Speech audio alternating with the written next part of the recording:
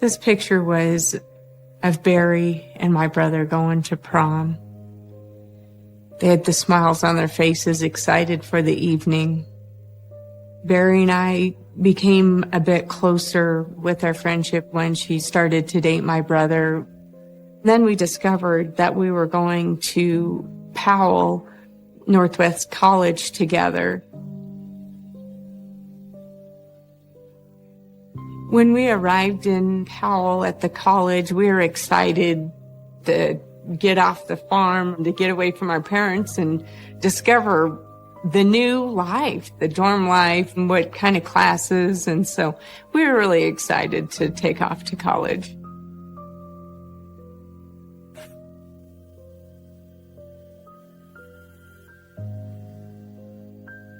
When the phone rang, it was probably about midnight or so.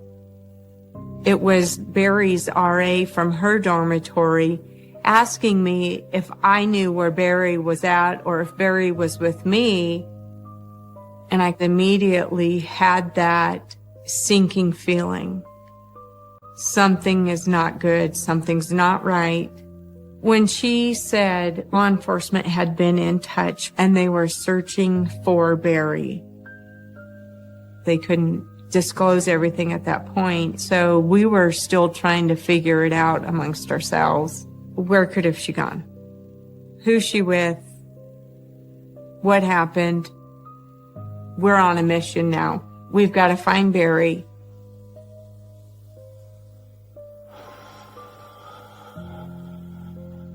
I looked up and down the hallways. I checked the bathroom. And then I headed out towards the parking lot where Barry had previously parked her car. I was thinking maybe she had gotten in a car wreck, but her car was in the parking lot. And I think it was at that time that the RA and I decided to go to the hospital to see if perhaps Barry was there. But when we got to the hospital and they said that there was nobody in there by the name of Barry, yeah, I was definitely getting stressed out. The nightmare was building.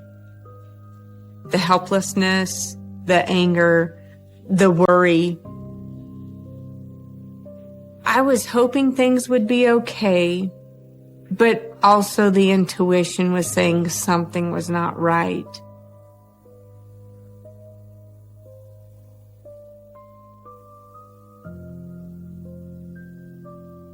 She just had a natural beauty that spoke to people. One of her teachers said it was like a breath of country air when she came into a room.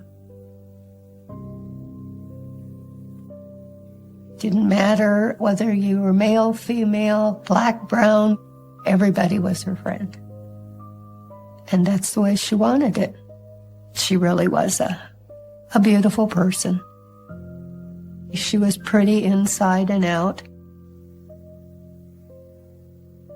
Yeah, I miss her a lot.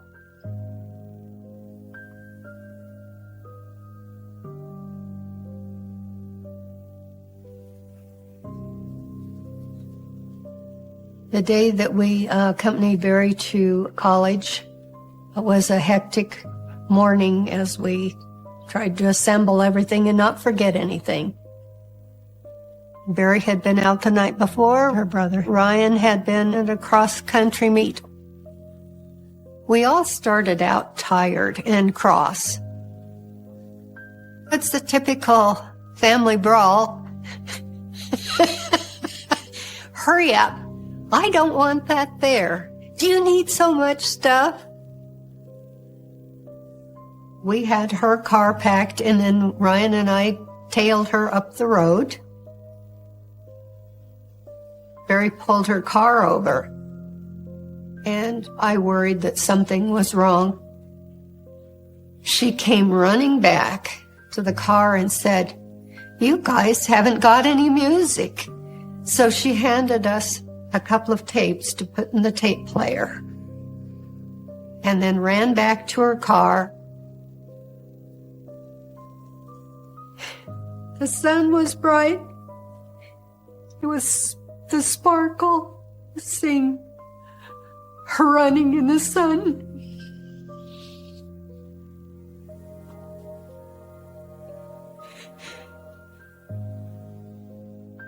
And at the time, it was that snapshot that you knew you wouldn't forget, but you didn't know that in 30 days she would be gone.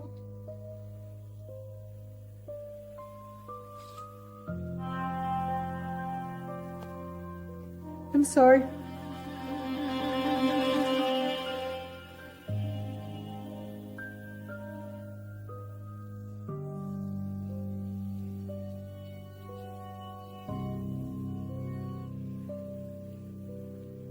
I was at home with my family, my husband and 3 kids, and the phone rings, and it's a law enforcement officer who tells me that they believe they have a homicide.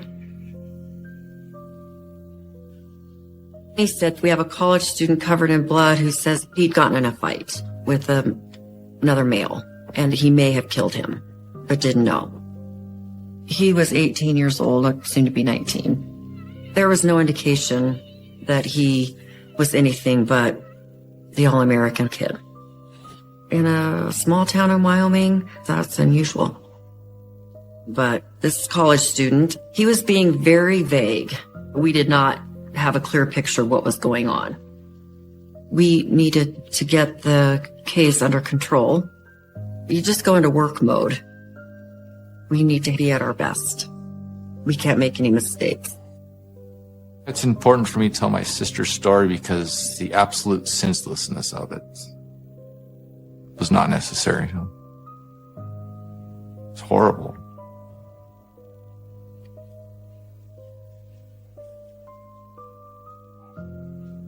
The last time I saw my sister was at a cross-country meet at the golf course in Cody, Wyoming. She and her roommate drove over. It was nice. She was just smiling, just so happy, and was laughing like, I'm glad I don't have to do these anymore. Wasn't significant at the time, but I remembered it and kept remembering it and thinking, I wish I'd known. Maybe I should have said goodbye one more time. But yeah, that was the last time I saw her.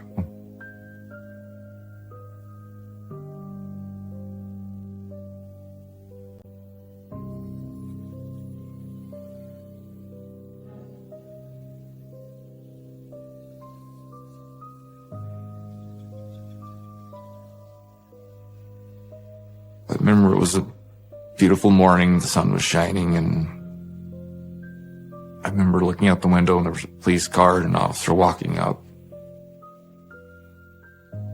I believe he asked my mother to sit down. And he just said, Barry's missing. They're still looking for her. I believe her roommate said, yeah, she's missing. It was just, boom, punched in the face. Something no one wants to hear. When she first heard that, my mother broke down. I still remember that. And I just don't remember doing anything. I was just quiet, didn't say anything. It was, what do you do? I just pretty much sat around and waited. It was some of the longest hours of my life. Waiting, hoping for some good news. It didn't happen.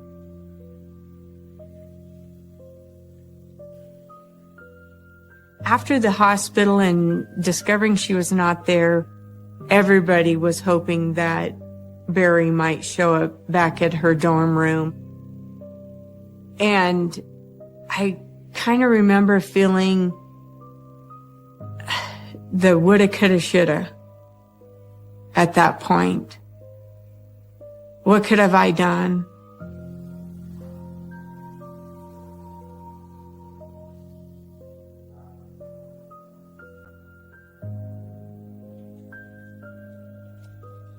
It was a Friday night. I was sitting on a bed with Barry and, everybody's chit-chatting. Levi was one of the guys in the dorm room party. Barry and Levi met earlier that year at a leadership conference. So there was already that comfortable that I already know who this person is. And I believe he was a bit smitten about Barry, although Barry wasn't interested at the time. Barry definitely received a lot of male attention. I'm sure she was very aware of it. And whether Barry wanted to date you or not, that was going to be her choice. Later on, Barry decided to get up, go down the hallway, and find somebody else. I remember the flow of her hair as she exited the door. She looked back and said, "I'm just headed down to the next door," with a smile on her face. I sat on the bed waiting, thinking, oh, she'll be back. Then Levi sits down beside me and says, "Hook me up with your friend." And I said, "No, she just broke it off with a boyfriend," in which she did. But I knew that she didn't want to jump right back into a relationship with somebody. As soon as I said no, I wasn't going to hook him up with my friend Barry, he got up and left. I expected Barry to come right back. And when it got to be minutes, then I thought, well, maybe she headed back to her dorm room. So that's when I left. I thought she was just off having a good time. I didn't have reason to believe that she was in harm's way.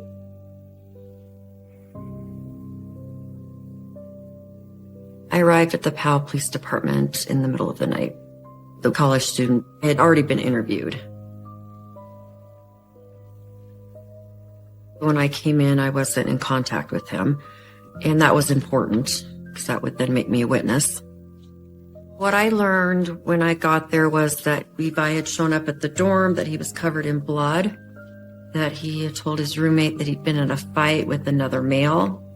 He had some scratches on his face, a very significant gouge in his forehead. This prompted the roommate to then go tell these other students what was going on.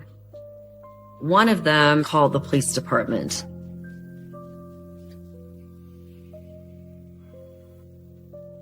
Levi had said that he had gotten into a fight with another guy.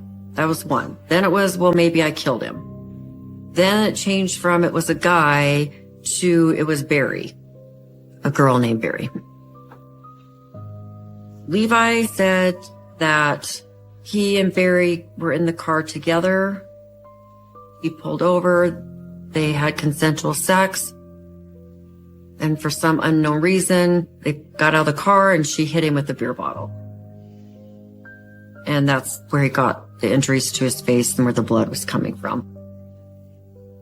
He then defended himself by stabbing her. What I was thinking was, I cannot believe this is happening. This is horrible. If she was still alive, how much longer could she be alive? And that just, to me, caused an urgency on my part and law enforcement's part to find her. Our number one priority was to find Barry. I got a lot of sweet little notes when they were old enough to write, like, "Mom, you're my best friend. I love you." Those kind of things were really precious. We did a lot of outside activities. In the winter, we skated and sledded and built snow forts. And in the summer, it was picnicking and even camping in the backyard. But I found that being a single working mom with small children was very challenging. I haven't even got to the worst part yet.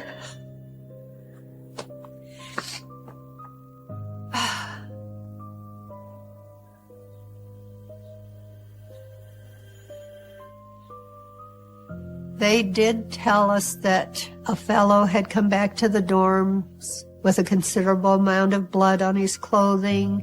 They didn't know exactly what had happened. There was reason to believe that she might have just been injured. What I hoped for is that she was still alive, but the practical mind was not buying my hope. But I don't get the luxury of going crazy. I have a kid to raise. Ryan still needed a mother. He was 16 at the time. I still had to be the mom and the dad. After spending all night looking for Barry, early that morning I got a call from the police department to come down for an interview. I was only told initially that there was an incident involving Barry and Levi. They wanted to know the events leading up to me leaving the dorm room. So I led him through the entire evening. I also disclosed the virginity conversation from earlier that day. We're just having a good time, taking a little road trip. Barry was driving, Levi was a passenger, and then I was in the back seat. Levi was definitely trying to project that he was a stud muffin, he was the athlete, the jock. And Levi looks to Barry and says, "Barry, I know you're a virgin. And I know a virgin when I see one." Barry was not upset. She just popped right back. "Yeah, sure am. Proud of it." But I felt very uncomfortable. I started to kind of feel something's off. Something's not right. It definitely made me nervous to be in the car with him. So that's why I said, "Barry, let's head back to town," which she did. She turned the car back around. We headed back into town. I always question what could have happened if I didn't say, "Let's head back into town." What was the next step in his agenda?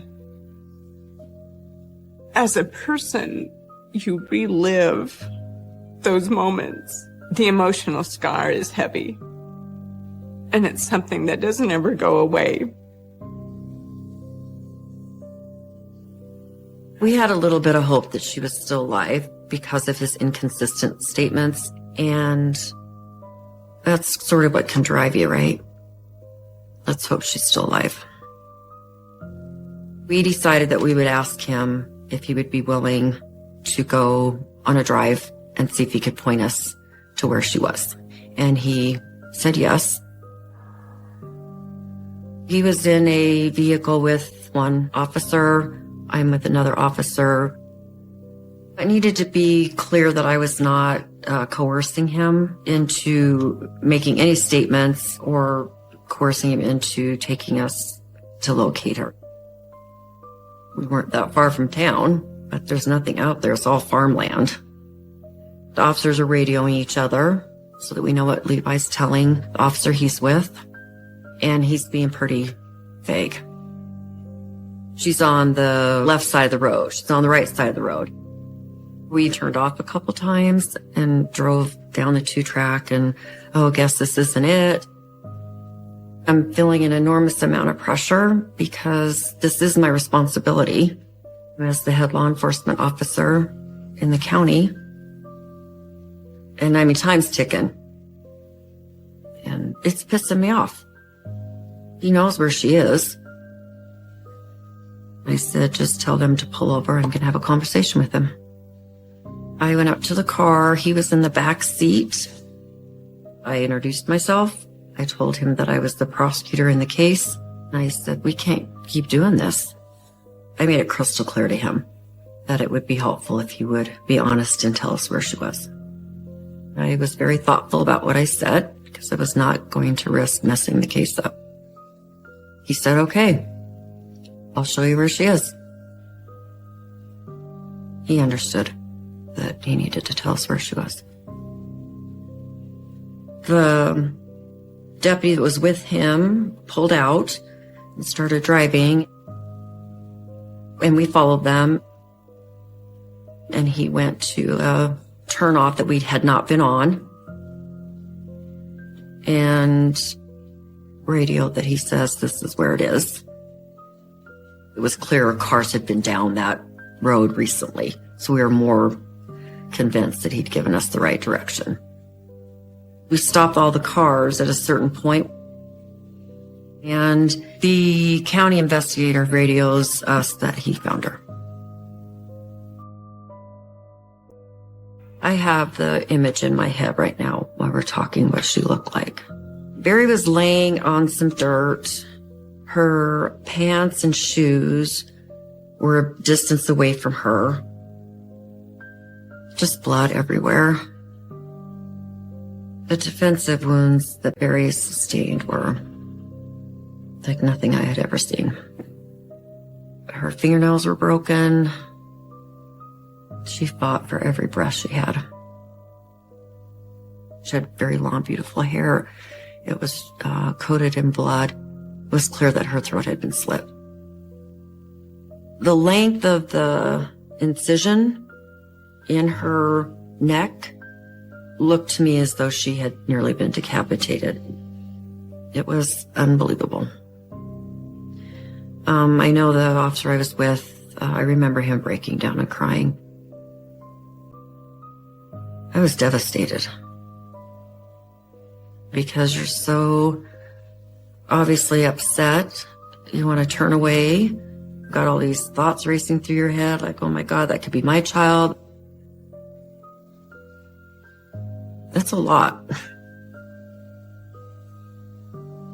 But at some point, your mind goes to collecting evidence. I need to figure out what happened here, and we need to get this crime scene processed.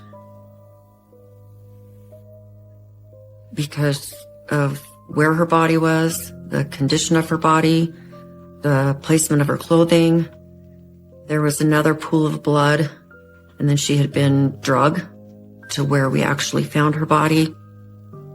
That was not a situation where someone had consensual sex and hit somebody with a bottle and was stabbed in self-defense. It was clear to me that Levi's story was not accurate. He was lying. Ryan, as well as myself, knew that that was bad news. And it was. They said that her body had been found, and they had her murderer in custody. I looked at Ryan, and he was kind of standing in the hallway. I remember his face. It was just like it had fallen. He didn't cry. It was just that shock. As a parent, if your child scrapes their knee or whatever, you fix it. And I did mull over in my mind, well, what can I do to fix this? And it didn't take long to realize there wasn't a thing I could do. The damage was done. There was no turning back.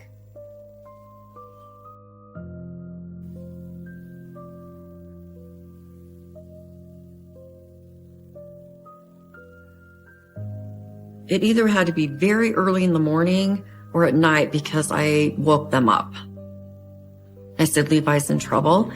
And I said, he is in custody for killing a fellow student. We are charging him with murder. He killed a female student.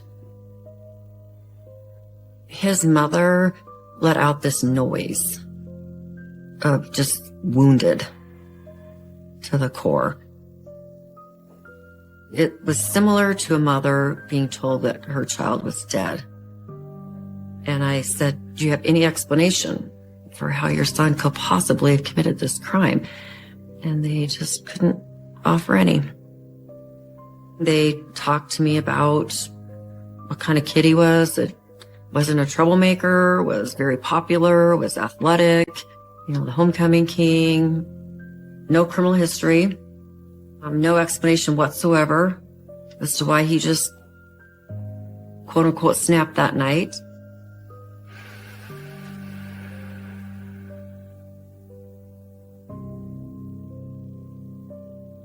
Part of that meeting was for me to help with my thought process on whether I was going to ask for the death penalty. There's a certain number of aggravating factors you have to be able to prove in order to make an argument to a jury that they should impose the death penalty. And he was quite popular and well-liked in his community. In Wyoming, at that time, if he'd been convicted of life, that still has the possibility of parole. That's not forever. I couldn't look at Sharon and say, I guarantee you he's going to die in prison. I felt an enormous amount of pressure.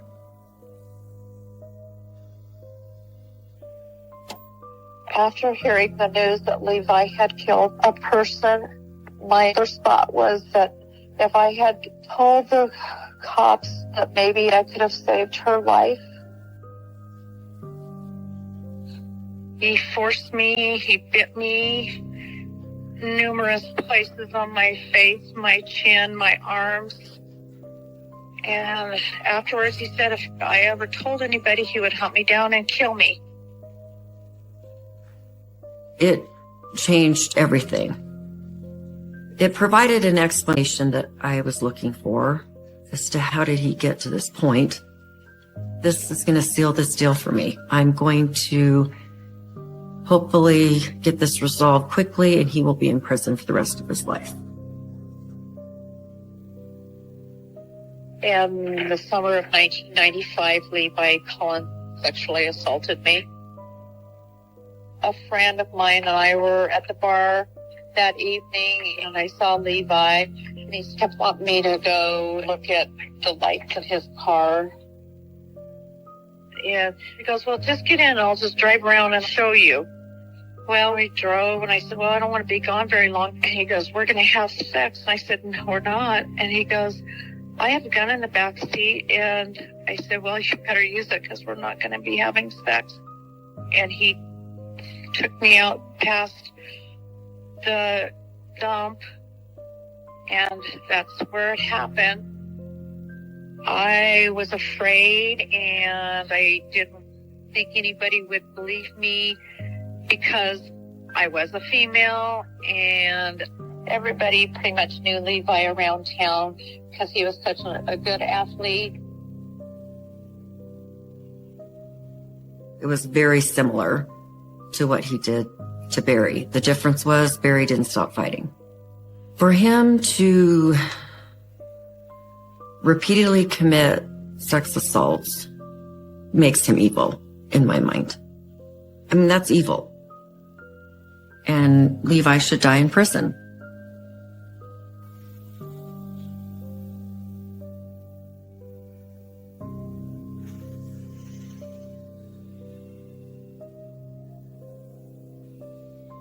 He said that he and Barry left the party at the dorm together.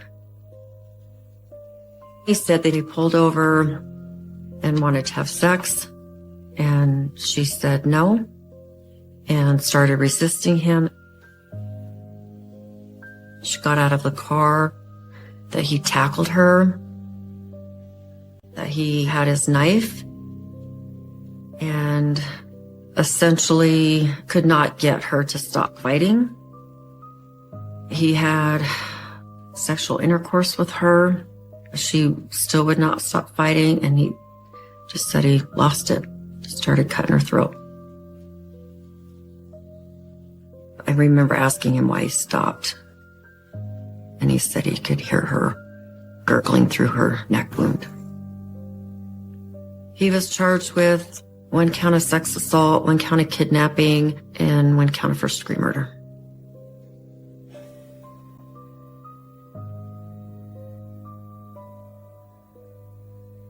It's not fair.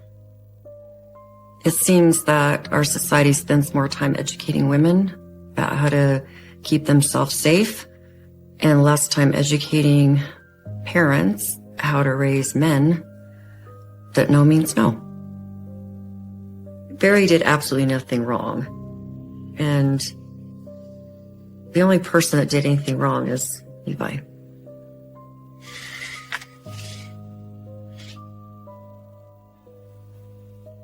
Such a waste. Okay, I don't want to look at that picture anymore. I'll answer your questions. I just don't want to look at the picture anymore.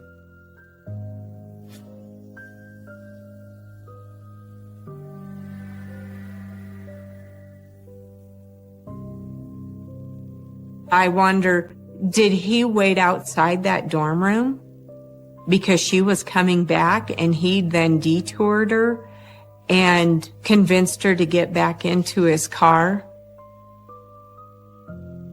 It angers me that he was so smooth with his words to convince her to get in that car. I want to rip his testicles off and shove them down his throat. That's the level of anger. Levi took away a good friend, a good person, my college experience, my trust in men. That's what he took away. Levi Cullen portrayed himself as the jock, the person that everybody should like. And then he turned into this evil predator, the rapist, the killer that he is. Barry was like the butterfly that flittered around and touched everybody's life. She touched a lot of people's lives. She definitely did. I met people through Barry because of her personality. We met the basketball players. We met rodeo cowboys. We met the musical kids. Everybody. It was the effect that Barry had on people. She's just somebody you don't ever forget. I didn't want to accept the fact that she was gone. Especially after she was buried. Yeah, it was starting to get really cold out because this was October in Wyoming. For some reason, I wanted to go bring food up to the cemetery, put a blanket over it. She's supposed to be home. She's supposed to be up at college. She's not supposed to be, 6 feet underground. Just took me forever to get over that.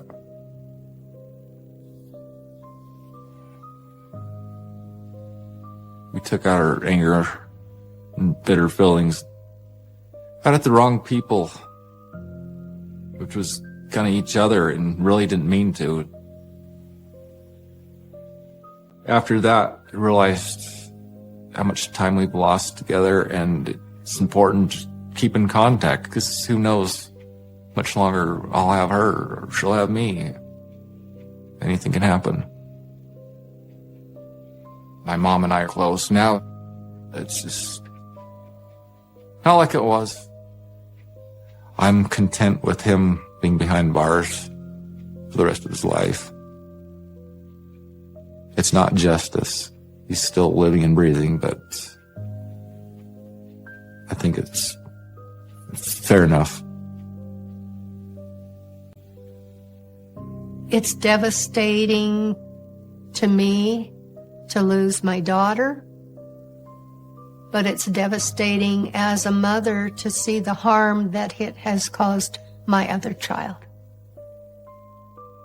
There's a lot of things that I lost.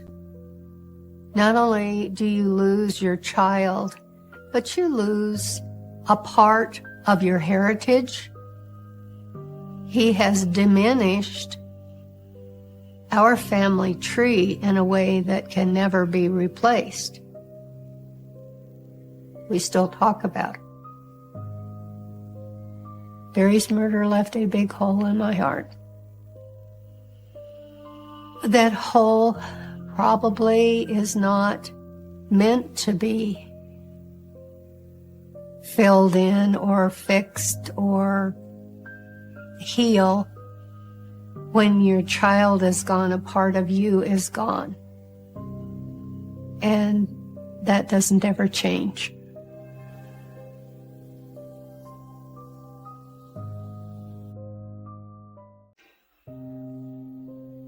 It was a series of senseless killings that left the whole of France stunned.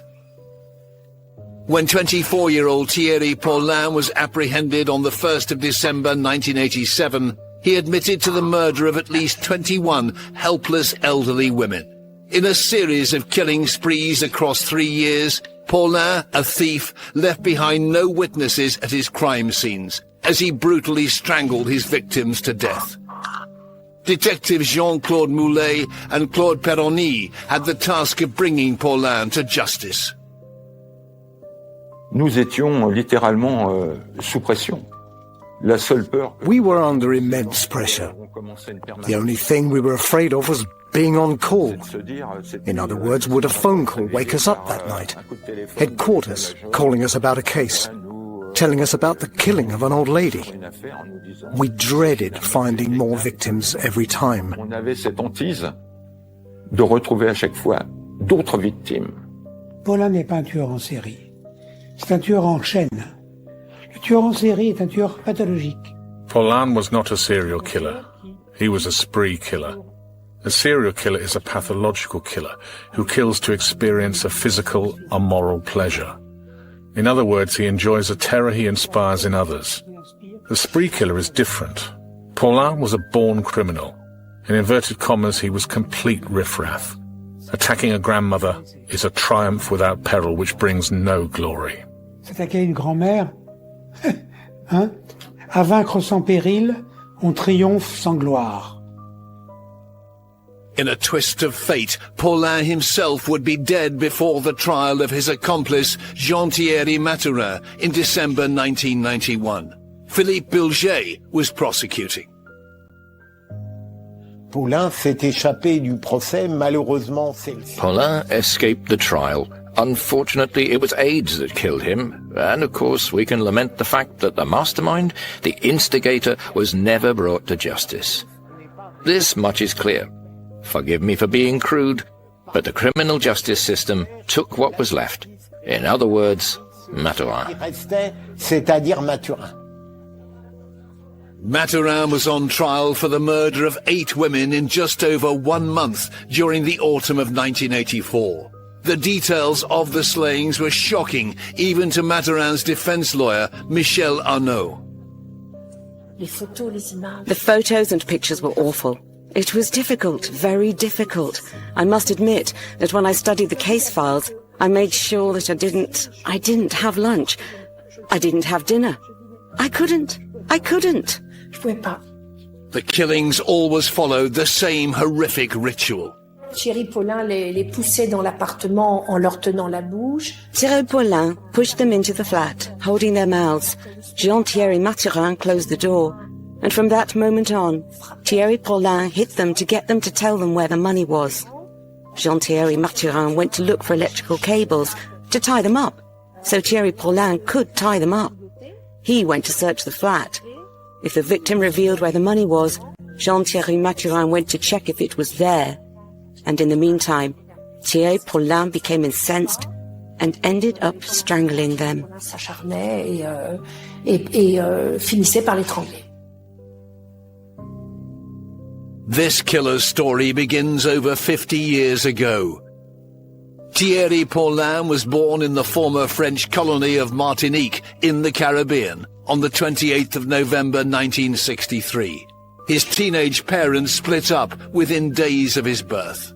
His father abandoned he and his mother pretty shortly after his birth and went to France. Thierry remained in Martinique and was effectively brought up by his paternal grandmother, who owned a restaurant and apparently neglected him. He made an attempt to go back to live with his mother, who by this point had remarried and had another family, but he didn't fit in incredibly well with that. In fact, he was a troubled young man. This is a young lad who's being passed from pillar to post. He doesn't have a lot of stability, he doesn't have a lot of routine, and life is quite chaotic. He's somebody who finds that he never settles in anywhere, and he never really has a sense of belonging. After moving to France, Paulin joined the army, but he was reportedly picked on for being of mixed race and a homosexual. In 1984, the 21-year-old moved to Paris. When he left the army, he went to live with his mother, and he got a job at an entertainment venue that had a reputation for transvestite performers. And he joined in with this. I think this was the first time in his life when he really felt a sense of belonging. And Thierry was homosexual, and he developed a relationship with a man he met at this place. Paulin's new lover was 19-year-old Jean-Thierry Mathurin. The like-minded couple had aspirations of performing on the stage, and they also shared a passion for dressing in drag. I think if we look at his relationship, being homosexual in France at this time still carried quite a significant degree of social stigma. So even though he's found his place in the world, other people are still judging him, and I think that's something that is always going to trouble him. The couple began living together in a hotel called the Laval. The flamboyant pair had become addicted to drugs and weren't living within their means. It was the world of nightlife. They were invited to all the big Parisian parties. There were transvestites, people who loved to dress up, so they put on a real show. Ils s'aimèrent profondément, il me semble. Mais I think they really loved each other. I think there was real love there, but as part of that, Paulin dominated his partner, which explains a lot the influence that Mathurin was under. He existed through Paulin. L'influence que Mathurin a subie et qu'il a existé par Paulin lui-même. Obviously, I didn't see them in their everyday lives. I didn't see them living together. I didn't see them laughing. I didn't see them in their most intimate moments. But I think it's clear that Paulin dominated Mathurin and gave him the drugs he needed. As so often in life, and that's also true for criminals, there was a strong one and a weak one in this couple. And the weak one was dragged into a life of crime by Paulin during these atrocities in 1984. That much is clear. To pay for their lavish lifestyle, Paulin, with Mathurin in tow, turned to crime. Each case, the motive was straightforward: money. Mathurin and Pauline wanted to have a good time. They wanted to go out, they wanted to party, they wanted to go to nightclubs, they wanted to indulge their appetite for drugs, they wanted to wear different clothes, they wanted to be acknowledged as homosexual, and they were intent on having as good a time as possible. It was a spree, without any doubt, and a spree of the most murderous kind. In the autumn of 1984, Paulin and Mathurin went on a murderous rampage across Paris, targeting the frail and vulnerable. In just 2 months, 8 pensioners were murdered. No elderly woman was safe. In October and November 1984, lovers Thierry Paulin and Jean-Thierry Mathurin attacked 9 elderly women aged between 71 and 91 in a spate of robberies across Paris. 8 of them were killed. 6 of the murders happened in just 1 week in early November. They targeted frail women who were easy prey for the 2 young men. Money was the motive, but their killing spree was vicious. We had 2 criminals under the influence of drugs, who were completely remorseless and were looking for money, who laid waste to the scenes of their crimes, carrying out the worst kind of atrocities on these unfortunate old ladies. Les vieilles dames revenaient soit de la poste. The old women were coming back from either the post office or the market. They came back with food and bread, etc., and which was found scattered on the floor in the doorway. Dans l'entrée. It was child's play to push open the door and enter behind them, and then to subject them to mental and physical torture. Moral et physique. The attacks were shocking in their brutality. The killers ripped off their victims' clothes, burnt their feet, and even smashed a wine bottle over one lady's head. Another was suffocated with a mattress, and in the most extreme case, 84-year-old Alice Benaim was forced to drink cleaning fluid. Something like drain cleaner, the main effect it has on the human body is that it is corrosive. So it will cause chemical burns to the mouth, tongue, the lips, and then if it's swallowed, it will cause chemical burns in the esophagus and the stomach, can potentially cause perforations. And if the fumes get into the lungs, they can set up a chemical reaction there, causing fluid on the lung and all sorts of potentially lethal consequences. Il y a une des victimes qui s'appelle Alice Benaim. One victim was Alice Benaim. To tell them where her money was, Paulin and Mathurin forced her to drink a product used for unblocking sinks. You can only imagine the suffering to make her reveal where she had hidden her savings. One of them used to hide her savings inside her corset. She had pockets full of money. The way they made them talk was by twisting their fingers. It was to make them suffer. Voilà, le moyen de les faire parler, c'était de leur tordre les doigts, c'était de leur faire, de les faire souffrir. During this 2-month spree, the horrific murders sent shockwaves across the country, especially in the Montmartre district of Paris, where the majority of the crimes had taken place. Je crois que ce qui a beaucoup frappé l'opinion publique, c'est... I believe that what really struck public opinion was that the killer was targeting old, vulnerable, defenseless people. I believe that's what had the biggest impact on the public. There was no comparison between one murder and the next. It was the fact that these were defenseless people who were being killed. Tuer des gens sans défense. Les gens étaient abasourdis. People were stunned, asking, why don't they arrest them? The public wanted justice, but detectives were struggling to find any suspects. And the longer it went on, the fewer facts we had, because everything had been tried to find them. All of the investigations had been done, from our perspective, but the luck factor was missing. You have to see that with the atrocity and repetitiveness of their crimes, as well as the fact that there were no central police files at the time, that there was a general feeling that they wouldn't be arrested. And that created a real panic amongst the public. Well, there was some speculation in the press that at the time that these offences were happening, that the neighbourhood of Montmartre had developed this mass hysteria, this mass psychosis. And psychologists find that this does tend to happen when you have an area where there's a phenomenon like a series of unsolved violent crimes. It makes people fearful. It makes them change their behaviour. It makes them often act in rather irrational ways because their sense of stability and their sense of belonging in their community has been completely upset by what's gone on.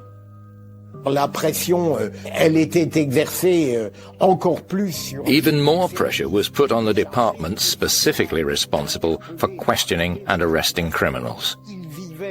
The sense of fear among the population persisted, compounded by the professional disarray in still having failed to question them and not having been able to do anything to ease the concerns of the public.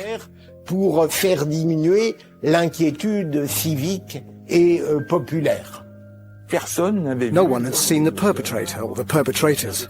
A stranger in the block behaving abnormally or suspiciously. We had nothing. Rien.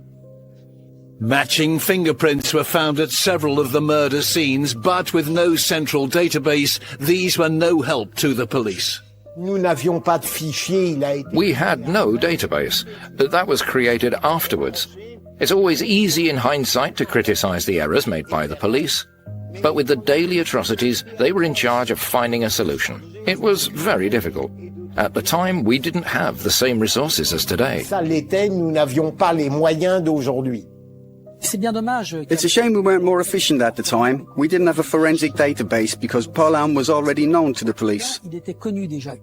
Paulin had first come to the attention of French police after being convicted of a robbery in Toulouse in June 1983, when he was just 19 years old. He holds up a grocery store, an old woman who's running a grocery store, with a knife. Not the brightest thing to do, given the fact that she knew who he was, and that she lived to tell the tale. And he was indeed arrested, and indeed sentenced to 2 years in jail for the attack. For some reason, and it's not entirely clear to me exactly what that was, perhaps it was to do with his age, perhaps to do with the old woman saying, oh, be lenient, his 2-year sentence was suspended. Ses empreintes digitales ont été relevées. His fingerprints had already been taken, but there was no central database and they remained in a paper file in Toulouse. So there they were, forgotten, as if they didn't even exist. Anyway, they never served for anything, because if we had been able to compare the prints to those in Toulouse after the first murder, we would have known that the prints belonged to Thierry Paulin, and the other murders would never have happened. On n'aurait jamais eu les meurtres qui ont suivi. By November 1984, Paulin and his accomplice Jean-Thierry Mathurin had killed 8 women in Paris in just over a month. But then, almost as suddenly as they had begun, the killing stopped. No one could explain why. Alors, on était conduit à se poser des questions. On a pu supposer que l'un ou les autres... So we had to ask ourselves some questions. We could assume that the perpetrators had left the Paris area, or even that they might have been imprisoned, hospitalized, or may even have died. We did some research. Statements were sent to various prisons explaining the modus operandi. We said the fingerprints we had found at the crime scenes to find out whether identical prints had been taken at the prisons. But the results turned out to be useless. We got nothing but negative feedback. Il n'avait pas été relevé d'empreintes digitales identiques à celles retrouvées. Mais ce résultat s'est avéré vain. On n'a eu que des réponses négatives. In fact, Paulin and Mathurin had moved away from Paris and gone to live in Toulouse with Paulin's father. But while they were there, the couple's relationship became fractious. That did not turn out to be a success. Pauline and his father argued. Pauline's father fell out with Mathurin, who he didn't care for. Pauline and Mathurin fell out, and indeed the relationship collapsed. Mathurin returned to Paris. Pauline decided to stay with his father for a time, but that didn't last either. Paulin was alone in life, so was Mathurin, but Mathurin would never return to crime while Paulin continued. In late 1985, 22-year-old Paulin moved back to Paris and the murders returned with him.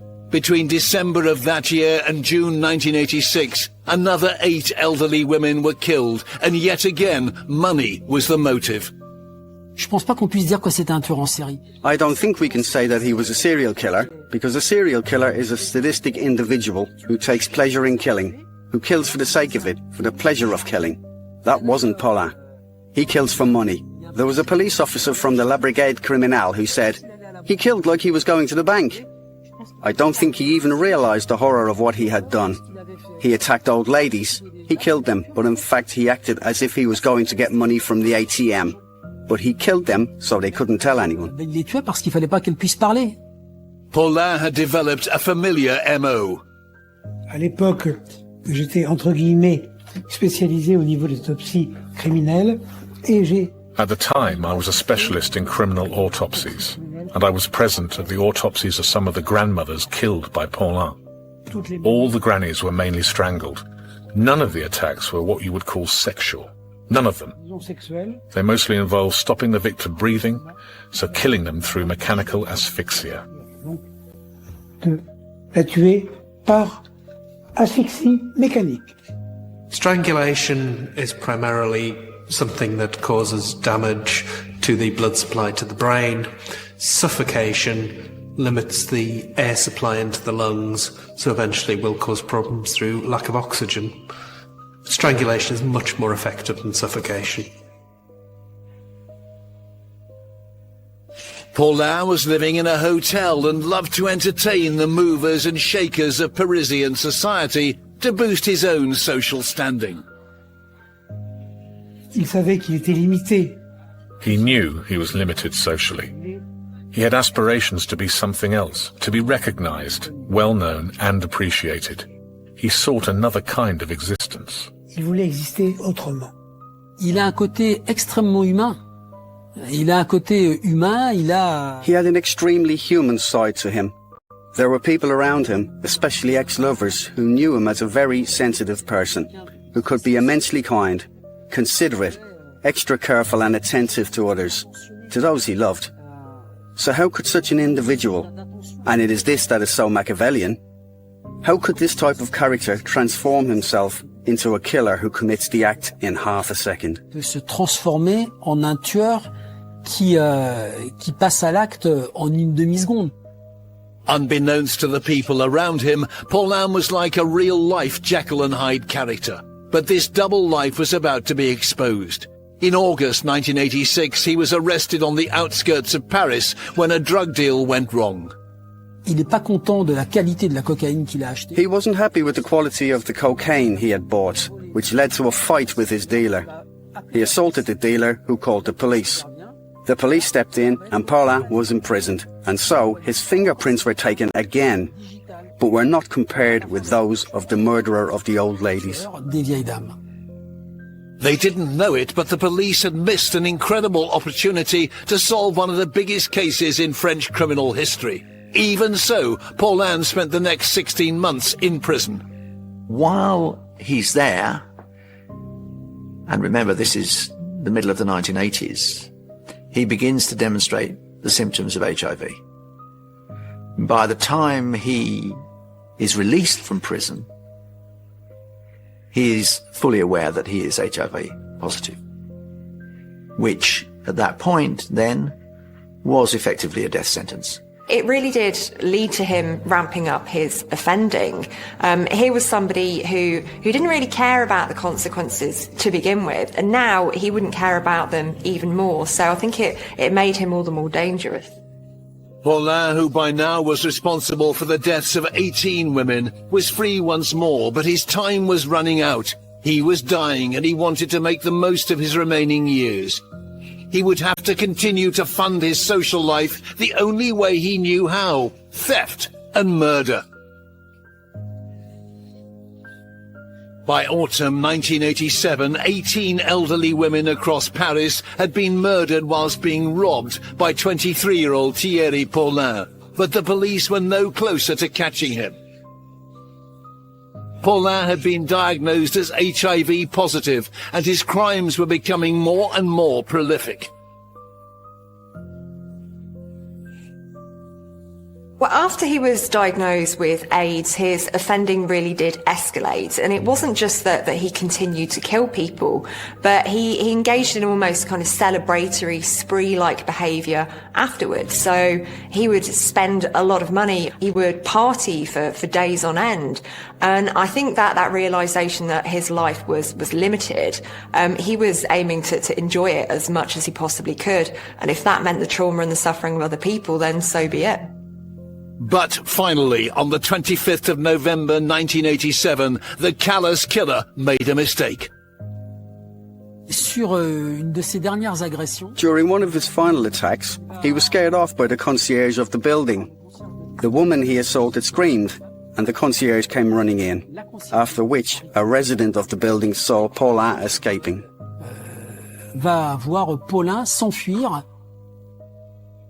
The survivor was 87-year-old Bertha Fenal-Thierry. She'd been strangled and left for dead. Detectives hoped she may be able to provide a description of her assailant. Meanwhile, Paulin continued unabashed, and just 2 days later, he murdered another woman, bringing the suspected total of victims to 21. He threw himself a lavish 24th birthday party just days later. Il invite tous ses amis dans un restaurant. He invited around 30 friends with the money he had stolen from his last victim, and everyone said that Thierry Paulin was the perfect friend to party with, that he was a fantastic party mate. But no one knew where the money had come from. As Paulin parted away, Bertha Finalteri had recovered and gave detectives a description of her unique-looking assailant.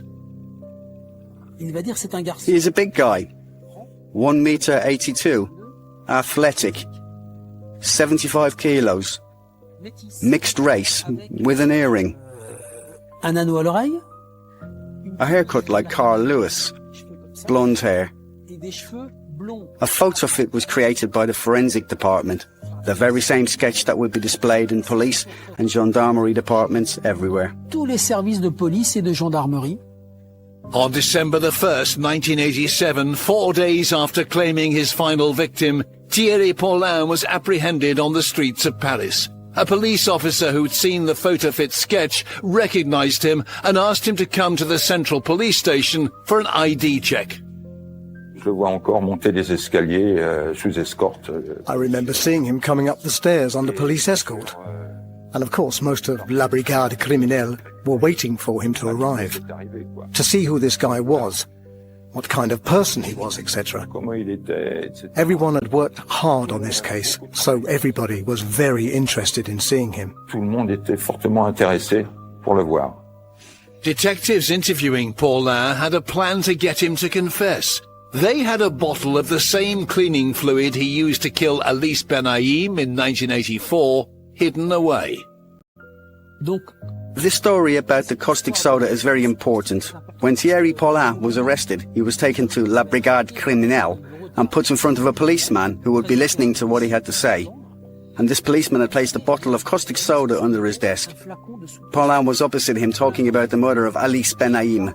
The officer said, "And Alice Benaim?" To which Paulin replied, "Yeah, I don't remember." "There were two of you." Paulin, "Really? I don't remember." "Really? Listen, it would be good if you do remember. There were two of you." Paulin was finding it difficult to come up with anything to confess. And then the policeman stuck his hand in the desk, pulled out the bottle of chemicals and said, "And this? What is this?" Paulin replied, "It's not mine, that's Mathurin." And just like that, he provided the name of his accomplice. Although he admitted to killing 21 people, the police charged Paulin with 18 murders. He soon began to tell detectives everything they wanted to know. Je le savais malade du sida. Donc, déjà conscient d'une chronique de mort annoncée. I knew he was ill with AIDS, so already conscious of a chronicle of a death foretold. He knew that he was going to die. He had nothing left to lose, perhaps an urgent need to open up, to free himself.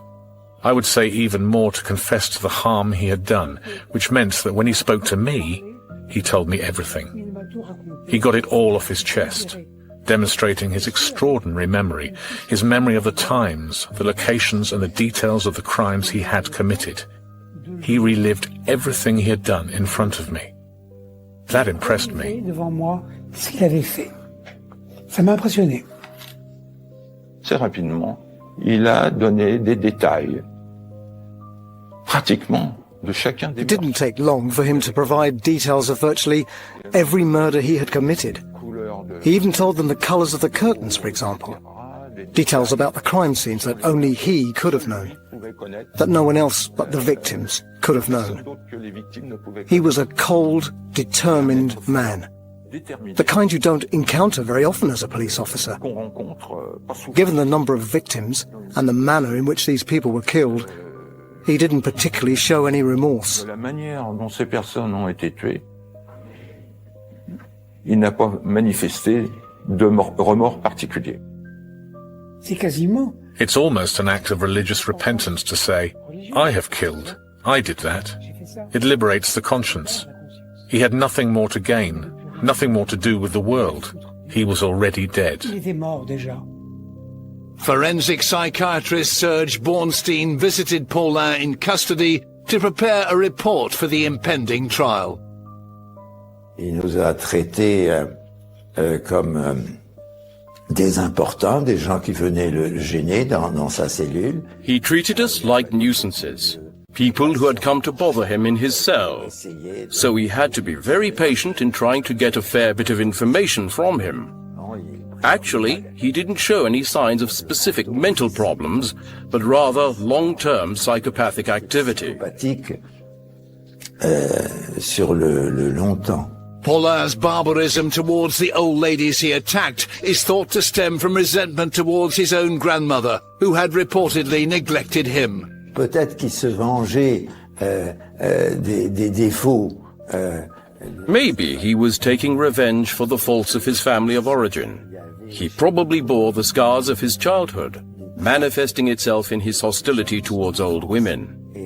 There was most likely some kind of symbolism at play, with him trying to get revenge, or to erase the cruel elements of his childhood. Du symbolique, où il essaie de se venger ou d'effacer des éléments cruels de son enfance. Here we've got an individual who was constantly rejected at several different levels. Rejected by his mother, didn't fit in with his wider family, rejected by his peers at school, and even society, given the inherent racism and the inherent homophobia. It just shows the impact that the combination of these rejections can have on an individual. Jean-Thierry Mathurin had also been arrested and charged with the 8 murders he committed alongside Paulin in 1984. His defense lawyer, Michel Arnaud, has vivid memories of her one and only encounter with Paulin at a meeting organized at the Palais de Justice by the investigating judge. Il voulait poser des questions à Thierry Paulin en présence de Jean-Thierry Mathurin. He wanted to ask Thierry Paulin some questions in the presence of Jean-Thierry Mathurin in an attempt to find the truth. What was the true role of each man? What exactly had Jean-Thierry Mathurin done? Had he gone further than he had said? Because Jean-Thierry Mathurin said, "I only did the searching. It was Thierry Paulin who tortured them, who killed them." And then I saw Thierry Paulin for the first time, and he actually came in laughing uproariously, a truly unforgettable laugh. It was completely surreal, inappropriate. And I have to admit that I was stunned. And actually, he didn't answer my questions. He just laughed. And Jean-Thierry Mathurin, I saw him, head down, staring at his shoes. Regardant ses chaussures, voulant être ailleurs. Paulin pointed the finger of suspicion directly at his ex-lover. He blamed him for everything. It was Jean-Thierry Mathurin who had done it all. Him, he was in there for nothing. It was the complete opposite of what the case files said. Nothing came of it. Rien n'en est ressorti. The trial of Paulin and Mathurin was expected to be extremely high profile. If Paulin continued to provoke his former lover, the court proceedings would be anything but dull. French detectives and the entire nation were hoping that justice would be served before Paulin's inevitable death. In early 1988, Thierry Paulin was in prison awaiting trial for the murder of 18 women. But his ailing health meant he may escape justice for his horrific crimes. As time passed without a trial date being set, Paulin's HIV became full-blown AIDS, and his body began to succumb to the deadly disease. There was definitely a time limit on Paulin in terms of the criminal justice process, because he committed so many murders, and bringing all of those victims justice would have taken an incredibly long time. You got an awful lot of evidence there, and that process can be many, many years in the making. And he was a man who didn't have many years. His health deteriorated very quickly after he was arrested, and he was dead within 2 years of being caught. On April 17th, 1989, Thierry Paulin died in the hospital wing at Fresnes prison. He was 25 years old. Paulin's death meant that his accomplice, Jean-Thierry Mathurin, was left to face the weight of the French justice system alone. Philippe Bilger was prosecuting. Il est évident que la société It is clear that French society had been afraid for a long time in the face of the atrocious murders of the old ladies. And as soon as the trial came around, of course, public curiosity descended on the trial, for which only Mathurin remained. ce procès où on n'avait plus que Mathurin. You have to realize that at the time, we had just abolished the death penalty, and because of that, people were marching in the street, calling for the murderer of these old ladies to be executed. Mathurin's trial began in December 1991. Paulin may have been dead, but his presence was felt in the courtroom. Au procès, le fantôme de Paulin était là, partout. Et on m'a demandé de... The ghost of Paulin was present throughout the trial, and they asked me to speak too, and I spoke about Mathurin, but I brought up all of the encounters I had had with Paulin. So I described this wicked character and his hatred for humanity, especially old ladies. And that really interested the court. He may no longer have been there, but his ghost hovered over the room. It was unbelievable. I think that even if he had been given the means to do so, Paulin would never have found redemption, because he had a hard core of criminal perversity within him. De Paulin parce que c'était un noyau dur de perversité criminelle qu'il avait en lui. Il est évident que, à l'encontre de Paulin, j'aurais demandé... While, obviously, I would have requested the maximum mandatory prison sentence for Paulin, I wanted Mathurin to receive a slight reduction in his mandatory sentence, to really indicate the difference between the two, and to do as if Paulin was also present, as if he was there too, in a certain way. Paulin était là d'une certaine manière. The main perpetrator of the murders was no longer able to be punished, so the court could only deal with the one offender who was still alive. But many felt that Mathurin was far from being just an accomplice. C'est fondamental parce que... This is crucial, because calling him an accomplice can make you believe that he didn't have a hand in the crimes like Paulin, the mastermind, did. He is the co-instigator, of course, but I have always thought that Mathurin probably wouldn't have committed the crimes he was found guilty of had it not been for Paulin. Il n'aurait pas commis les crimes qui lui étaient reprochés. Il y a une différence considérable entre le monstre Paulin et son collègue. There is a considerable difference between the monster Paulin and Mathurin, his submissive colleague who only followed, manipulated by Paulin, who was far more intelligent than him, who was a very subtle man, but one who put all of that aside in favor of evil. He was two men in one, with one side well adapted to society, and the other a monstrous delinquent. Donc de délinquant monstrueux. On the 20th of December 1991, 4 years after his arrest, Jean-Thierry Mathurin was given a life sentence for his part in the murders. He was released in January 2009, having spent a total of 21 years in prison. Je suis profondément convaincue qu'il ne faut jamais désespérer. I'm absolutely convinced you should never lose faith in humanity. So, that's my belief.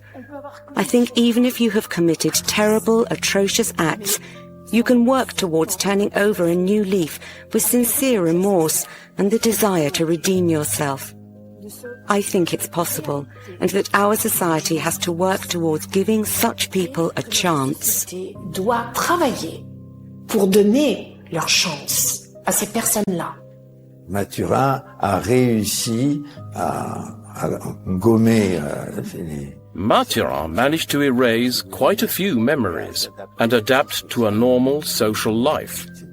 It was a very rare therapeutic success, because this is someone who has obviously committed crimes, participated in a series of crimes, who has recovered some kind of conscience, and from that time on is leading a completely decent life. We are faced here with a remarkable case of redemption. On se trouve devant un cas exceptionnel de rédemption.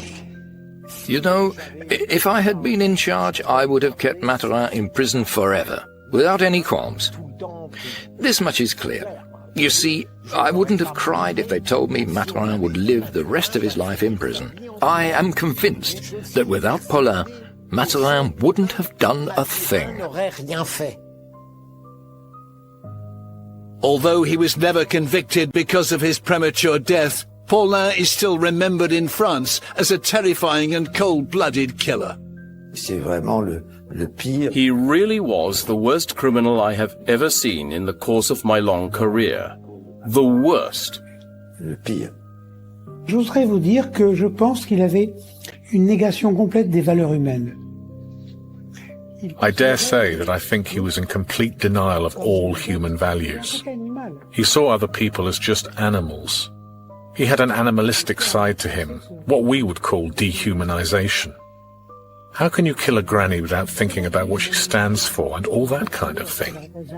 He had a savage side to him, devoid of all forms of humanity. Dénué de toute forme d'humanité. I think he was a wicked young man. I think he was deeply troubled. But that is no excuse for the deaths of 19, 20, 21, 22 elderly women, nor for the brutal manner of many of their deaths. C'était un être ignoble. He was a vile being, a real monster, and it seemed like there was some kind of divine justice, because he perished in the worst circumstances, and it appeared as if the heavens, in their fury, had wanted to show that he had no place in humankind. Il n'avait pas sa place dans le genre humain. Paulin was a greedy hedonist whose lust for fun and popularity drove him to commit at least 18 horrific murders. His death means we will never know the exact amount. With and without Jean-Thierry Mathurin by his side, he callously targeted vulnerable elderly women and took their lives before he took their money. Thierry Paulin was, without doubt, one of the world's most evil killers.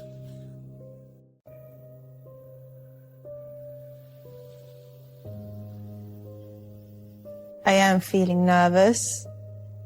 This is a hard thing to talk about, and you never really get used to talking about this. The man who turned himself in for murdering his girlfriend in an apartment in Skara has now been detained by police. My name is Jamie Lee. I'm the daughter of a famous killer, a Swedish killer. My dad committed a murder, a very brutal murder, on his girlfriend, my stepmom. The 32-year-old has shared how he cut off his partner's head and ate from her body after killing her. It was like something broke. I just said no. I just kept screaming and screaming no. Ja, jag har gått och stekt in kött och ätit. Ja, och åt du köttet från henne också? Va? It's really hard for me to grip the fact that my dad actually ate from a human being. I remember feeling so sick to my stomach. It was just so disgusting, and I couldn't believe my dad had done that.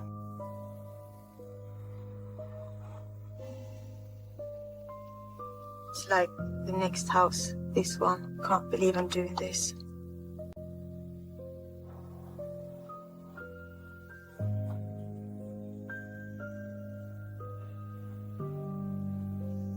I am extremely nervous to do this because I have so many questions. I want to know why he has done the things he has done. I want to know if he's sorry. I want to know if he ever truly loved me or if I was just a part of his game.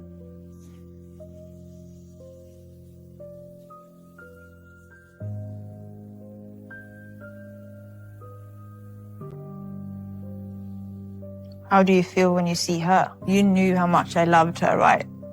When she was alive. It's not murder. I am not a murderer. You cut off her head. I did, of course. Yeah. The whole nature of this crime is not just for Jamie, is whether people choose to believe, right? If I'm going to say to all the viewers something, they can think about it. The only person that knows the truth is me. So if you choose to believe in something else, then you take a deep, good look at yourself in the mirror and say to yourself, I'm an idiot. Isak Indrabad is one of Sweden's most notorious murderers. In 2011, he was sentenced to a psychiatric hospital for cutting off part of his girlfriend's body and eating it. After this, he became known in the media as the Skara cannibal. He had committed a murder that was talked about all over Sweden, you know, all over the world. And people were so scared of him. People talked about him like he was the biggest monster ever. Yeah, I was just the Skara cannibal's daughter. Yeah, so this is when I was newborn. My dad is holding me. I think he was about 20 here. Very young, looks a bit grumpy. Yeah, it's nice seeing him holding me as a kid, as a baby. I loved my dad when I was a little girl. He was the best dad. He would take me out. He would watch movies with me. He would always make me laugh. He always knew how to make me happy when I was sad. I always felt like my dad loved me more than anything else in the world. And he always said that he doesn't care about anyone or anything other than me. I really did love him, and I still do love him. I love the good side of him.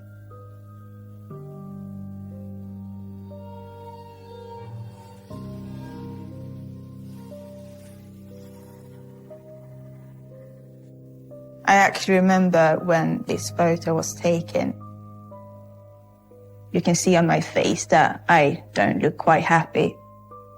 My parents had joint custody of me when I was a kid, so I didn't see him a lot, but my mum took me to visit him sometimes. And usually he was nice and we had fun, but then there were times when he would switch and become different.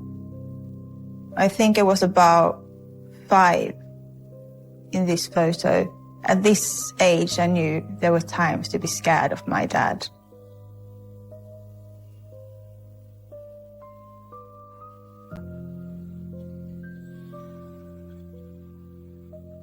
One time when I got to his place, my dad asked me if I was hungry.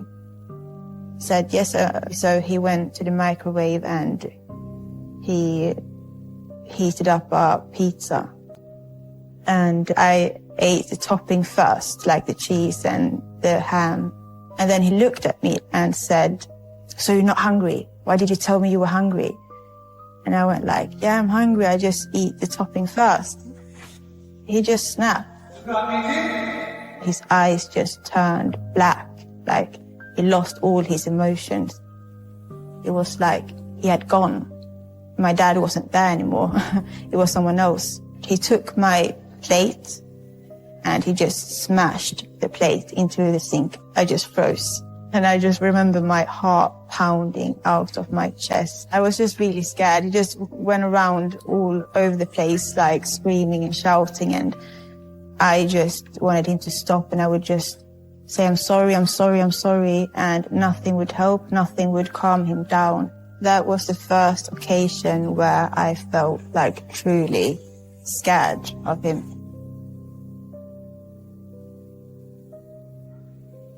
When I was little, my dad would show me like movies that a kid shouldn't watch or see.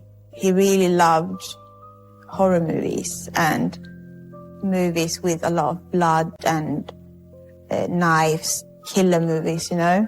And he was so like invested in the movie, like he was learning something.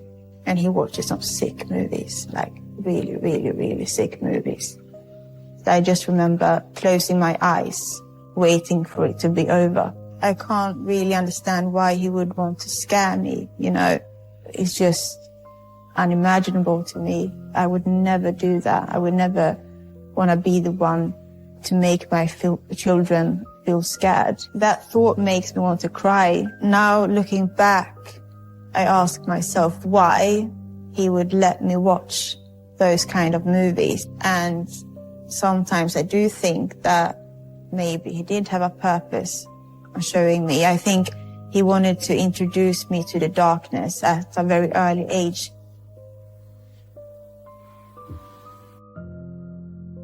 My dad's apartment was kind of odd.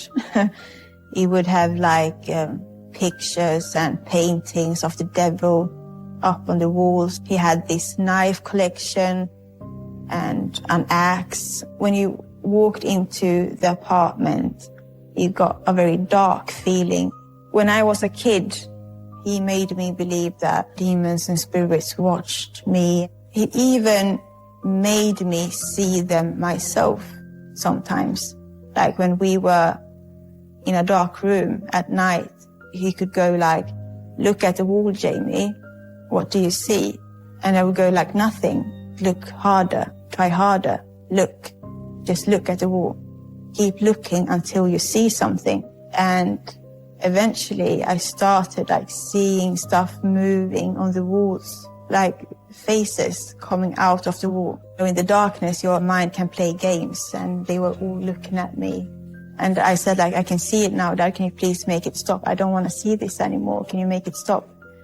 And he said, like, you're going to have to get used to it because they are always going to be there. I remember once when we were laying in the bed and I had my back turned towards him and he was laying behind me. We were just about to fall asleep, and then he said, "What would you do if you heard me calling your name from the kitchen right now?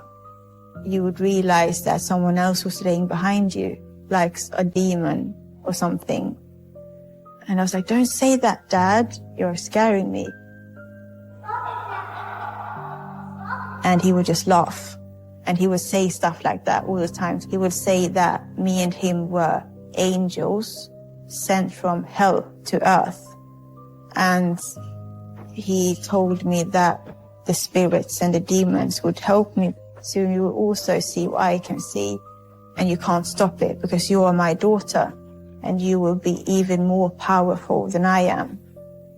He would say this like for hours and hours every time I came to visit him. He wanted me to be a part of his world, his darkness, to like shape me into exactly what he was. He wanted to make me evil. When my dad started dating Helle, I was about, I think, 6 or 7. I remember the first time I met her like it was yesterday. She had like this bright red hair and she had makeup on. She was so beautiful. She was like the most beautiful person I had ever seen in my life. And I just felt like I want to look like her when I grow up. He went right up to me and like, "Hello, what's your name? Oh, you're so beautiful." She made me feel special. So I liked her immediately. And I felt like I had gotten like a second mum. Yeah, I was very happy.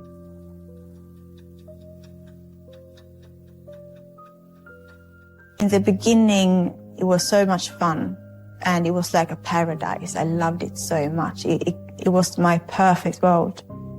But then it switched and it got worse than ever. Every time I went there, every weekend, they would have fights like they were going to kill each other. They would throw plates at each other. And they would say disturbing things. I don't even want to say them out of my mouth because it was so disgusting things, sexual things. It would be like things no kid should hear. If I went up and tried to stop them, they would push me away like I meant nothing. I was sitting there like screaming, "Stop, stop," from the top of my lungs. They wouldn't care. They wouldn't see me. There was one time they had a really bad fight and he screamed at her, "I will kill you." And my heart just dropped because I could almost feel my dad's anger. I thought he would kill her right then and there. I was just sitting there thinking any time now he would get a knife and he would kill her. I knew my dad was capable of killing her. It was just a question of time. So the last time I ever saw Helle, it was probably the worst weekend of my entire childhood. I went to my dad's and Helle was there. I noticed that Helle was acting weird. She was like not talking to me and she didn't want anything to do with me. And she started cooking something and she was like slamming the doors and she was cooking very aggressively. Like she was very stressed and my dad seemed very tense and like he was angry. I didn't know why. I didn't know why she was acting that way. I didn't know why my dad was acting that way. And I just had a feeling that that day wouldn't end up good. And she served it to us and she went like, enjoy your meal. This is the last thing I will ever cook for you because Isakin is going to kill me. And yeah, then I just froze. And I said, no, please don't say that. Like my heart just dropped and I knew what was coming. This is my dad and Helle. I don't think that I wanted to admit to myself that Helle was maybe going to die. I just remember feeling so scared. I just had a feeling something big would happen. I remember I was standing in the background, like in front of them. They were taking this photo on a computer and I stood behind the computer looking at them. And I remember feeling so happy because they were so silly and joking around so much. And I loved when they were doing that. And I was just hoping it would last for a bit more and that they wouldn't start fighting again. It doesn't feel like it's real. It makes me feel like everything could have turned out differently.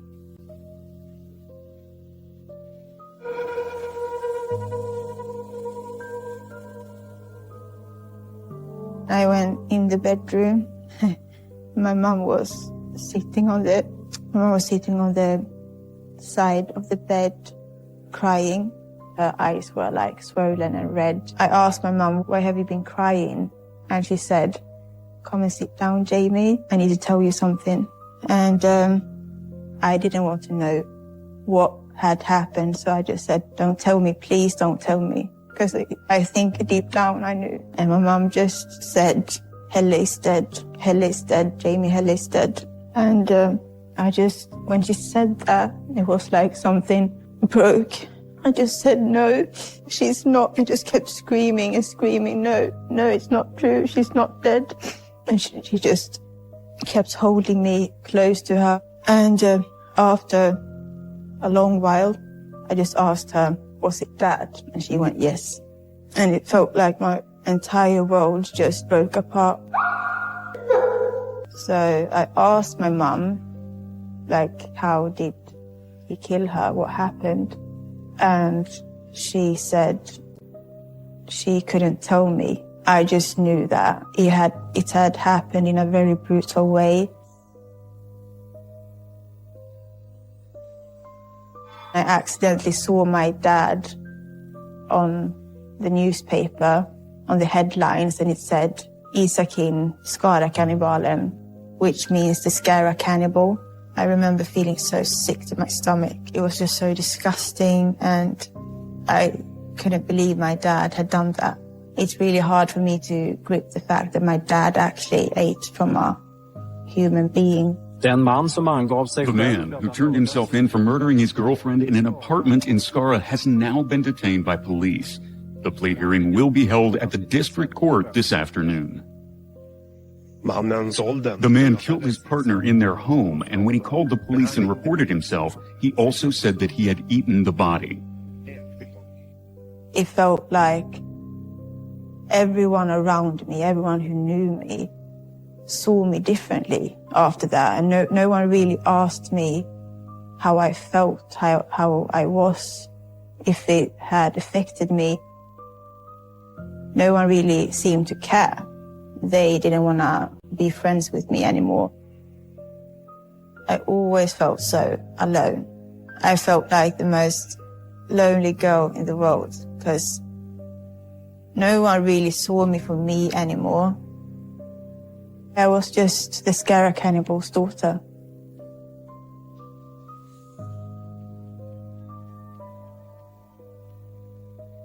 The 38-year-old man from Skara who was sentenced for murdering and dismembering his partner and then eating from her body, the so-called Skara cannibal, will continue to receive forensic psychiatric care. The chamber has decided so.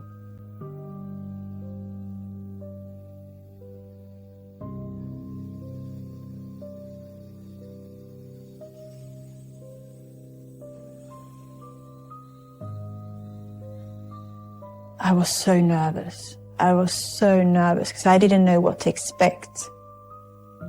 I hadn't seen him for 2 years, and all of a sudden I saw my dad walk out the door. Like, he didn't look dangerous in any way. And I remember just standing up, and he came to me and he just smiled. He had the biggest smile on his face. And he said, "Hello, my little angel," like he always called me. And he hugged me so tight, so tight. And I started crying. I felt like I never wanted to let him go. It was very confusing that he was just the same, because it didn't make sense to me. He had committed a murder that was talked about all over Sweden, you know, and people were so scared of him. People talked about him like he was the biggest monster ever. And then he wasn't. Like, he was just the same. To me, he was just my dad. I decided to accept that he had done what he had done, because that would mean that I got my dad back. I could never get Helle back. But if I only forgave him, I would get my dad back. Getting my dad back into my life again after the murder was really the beginning of a complete nightmare.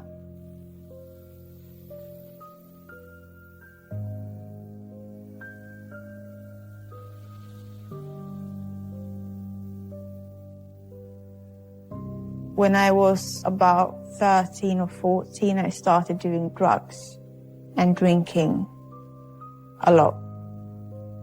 I just had so much hate for myself. Everyone just saw me as this killer's daughter. I was trash. I was nothing. Everyone just thought I would end up being a junkie on the streets. I felt like I had nowhere to turn, no one to talk to. Yeah, it was awful. It was an awful time, a horrible time. And my dad was the only one who accepted it, because my mum didn't. She hated that I was doing drugs. And he never treated me differently. So I could always turn to him with whatever that was going on in my life. And I could come visit him in the hospital, like high on drugs. He wouldn't care. I do believe that he was happy that everyone was like neglecting me at that point. I didn't feel like I could talk to my mum because she was already so sad, and I didn't want to make it worse for her. And he saw his chance to be the only one that I had. It would be me and him against the world.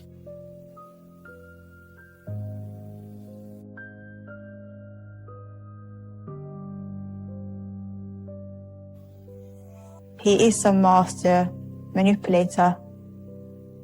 He made me believe and feel like we were like supernatural, like we weren't even human. He bullied me. And he wanted to teach me how to control other people. to control how other people act around me. And then my dad, he gave me a voodoo doll, which he had made, and a needle. And he said to me, if anyone ever hurts you and you want to get back on them, when I push the needle inside the doll, the person would get pain where I put the needle. It's really, really dark. I wanted to become like him because he made me feel like having no empathy and to control people and not to care about people was power. And I wanted to be powerful. So I trained myself not to care about people, not to feel guilty, not to feel empathy. I remember even saying, this is going to sound really sick, but I remember even saying to my best friend that before I die, I want to try to kill someone. I want to know what it's like to kill someone. He's so sick. I can't believe I've ever said that, but I was in a very dark place and I actually didn't want to live anymore. I just felt so bad and I just wanted to end my life.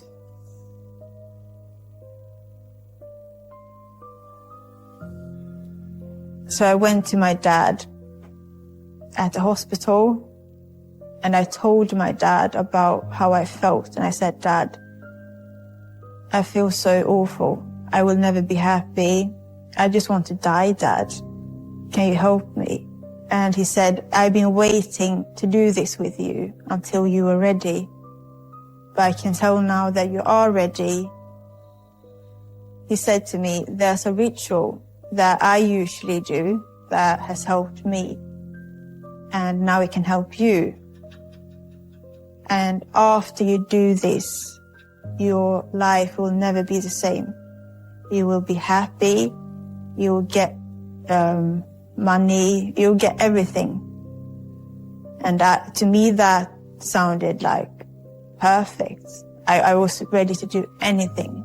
And he said to me, take my hands, Jamie.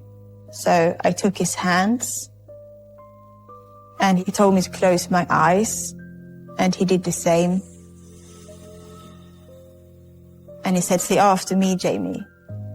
And then he said, I don't want to repeat the things he said, but the ritual turned out to be a ritual that would sell my soul to the devil. It was to Lucifer. And I don't know what I believe, but I don't think that it's good to say those words that we said that day. I don't want to say it again.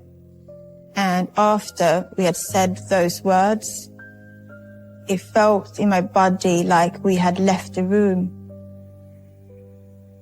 like we weren't there anymore.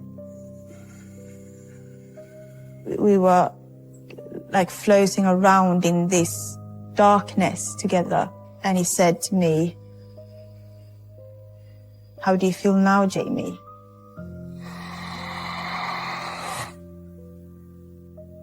I felt like it worked. I felt like I had no soul.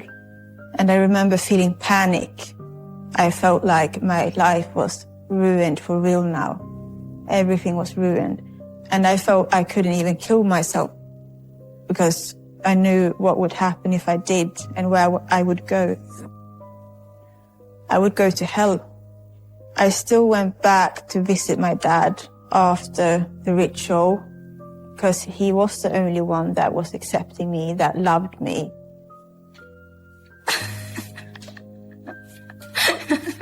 That's what I thought. He played with my mind. He changed my whole view of the world and everything and everyone, my mom, everyone I loved.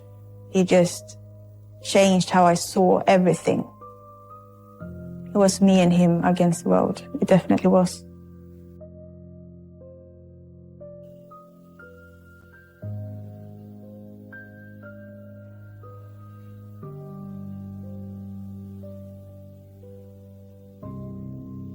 Now I'm gonna meet my daughter and hang out with her alone for the first time in 6 years. No guards, no relative present, just me and my daughter. Getting married in 6 years. This is the best day. There she is. Hej gumman! Jag filmar inte. Hej. Ja, cykla utav helvete.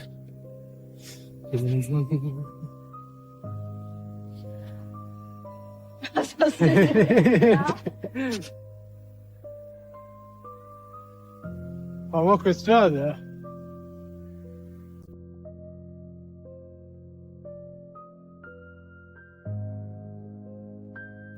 My dad went to me like, Jamie, do you want to know how the murder actually happened? Because I have been wanting to tell you, but I wanted to wait until you were really ready. He looked me in the eyes, like very intense, and with passion, he explained to me that Helle had asked him since the first day they met to kill her, every day. She had tried to kill herself many times, but she wanted him to do it. And she had tried to do everything in her power to get him to the point where he would kill her. He said I couldn't get rid of her and I had lost control. The only way out was to kill her. I did it for you, Jamie. I did all of it for you. And he said, I did it in such a brutal way so that I wouldn't go to prison, so that I would go to this hospital instead.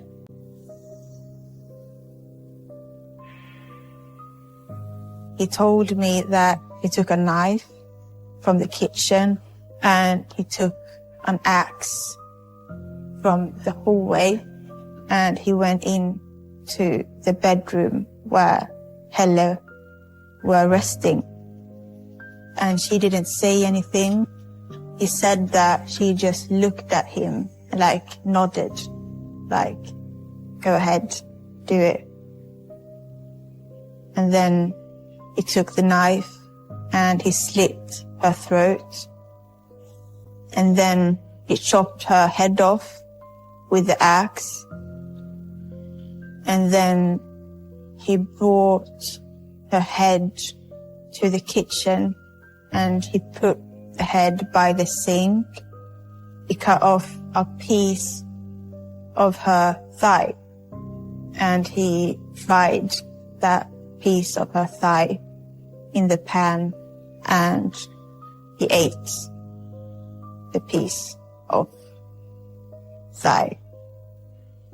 And then he had just made it look like he had slept with her corpse so that he would be even more sick.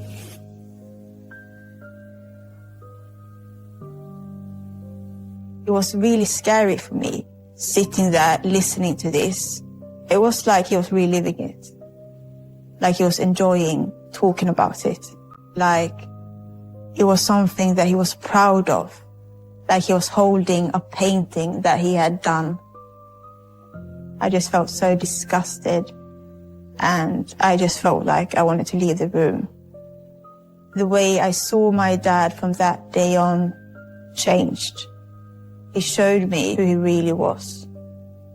That's the first time I really saw my dad as a killer. My dad said to me that he never wanted to kill Helle, that she just made him do it. But he said to my mum before when they were together that he always wondered what human flesh tastes like. So I think a part of him really wanted to do it. I think he saw it as an opportunity to live out his fantasies.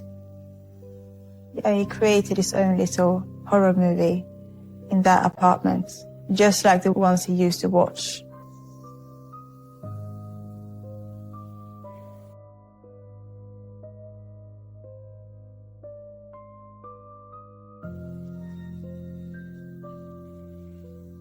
My dad had screamed at me through the phone like a week before that and treated me like he had no respect for me. So I was a bit upset with him and questioned him about it and said I wanted him to apologize. And I saw how his eyes turned black for the first time since I was a kid. And I went like, wow, is he still there? Is that dad still there? You know, that dark side of him. And he just got angrier and angrier. And he walked towards me, very threatening, like he wanted me to feel small and helpless, like I meant nothing to him. And he screamed in my face, "Shut your mouth or you'll see what happens."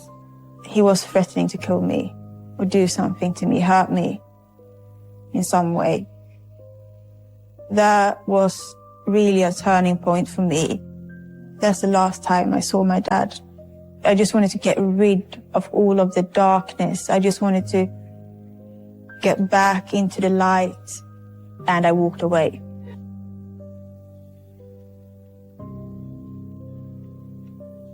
In the beginning, it was like a relief not talking to him anymore, because he had dragged me so deep down in the darkness. When he was no longer in my life, it was like I could breathe again. I could find my way back to the light. But it has been hard for me, especially now, the last year. I start to miss him. I miss the good parts of him. I miss the good times.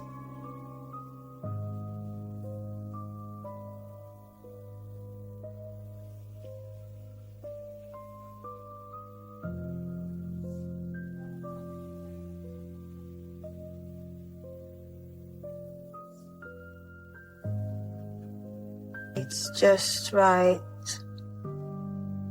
It's like the next house, this one. Okay, I'm just gonna pull around this corner here. God, can't believe I'm doing this. I want to see him again. I want to know if he's changed, and I want to have answers because I have so many questions. Can I just wait for a minute and prepare myself mentally? Of course. I actually can't believe I'm doing this. It feels very unreal, and it feels like I'm dreaming. I can't believe this.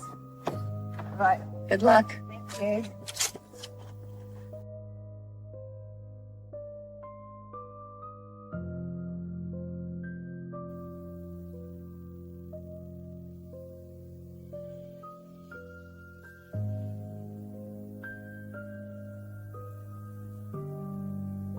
Do you know how much you love someone?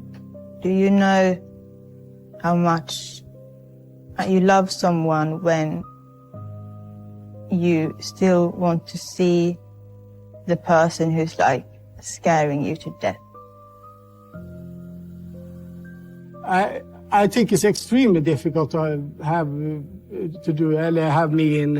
in your life. Yeah. You can only see heaven from hell. And that's what I do. I look at you from hell, and I'm sorry. It didn't matter what happened ever at your place with you. It didn't matter how badly you scared me. I always wanted to come back to you. I know. You're extremely brave. No, I just love you. I don't think I ever really explained to you how I felt as a child. No, you haven't. It feels like I always listen to you, how you experience everything. And I don't think that I dared to talk to you about how I really felt during my childhood. So I feel like now is my chance to finally speak up, and then I can finally move on. and just leave that behind me. It feels like the darkness has always been present in my life since I was a kid.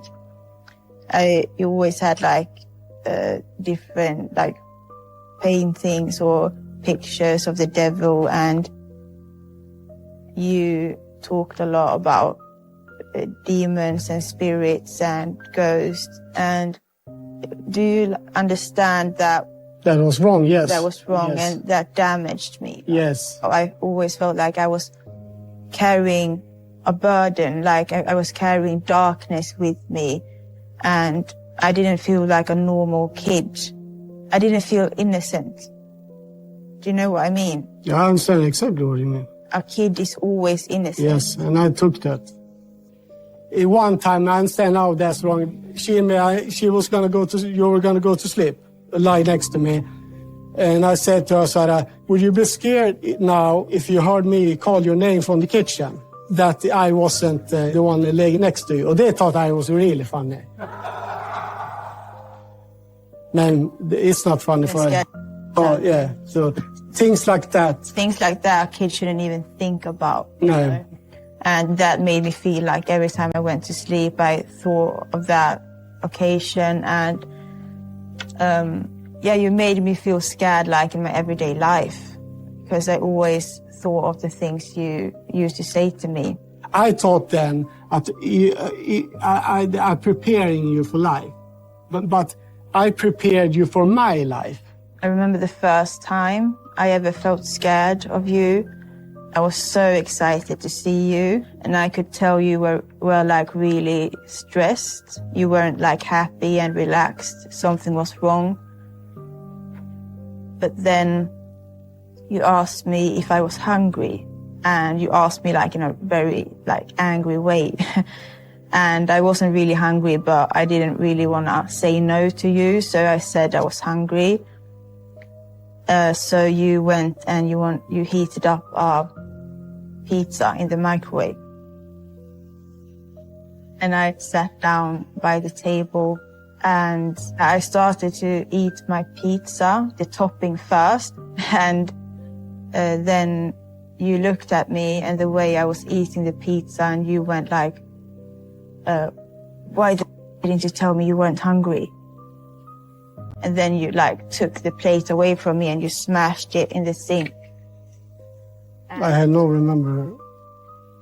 I just froze to ice, and I didn't expect that at all. And then you just kept like running around in the apartment, slamming doors. And I went like, I'm sorry, please, I'm sorry.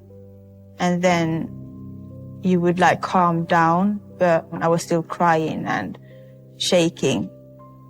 I always thought that because you come to me, even if I am like I am, that you always felt unscared of me. But I understand now that that wasn't true. That wasn't true. I have done an awful dangerous thing. Also, no question about it. But I'm not dangerous. Do you think you were dangerous at one Yes, time? I was very dangerous. But no more. No more. It doesn't feel like it's me. But I remember this time. That was when you started to know your shortcomings as a father. Before you have this romanticized feeling, as soon as I get a baby, I'm going to be the best dad. But it's a mirror to see what you are. And when I saw it first time, that is the best ever.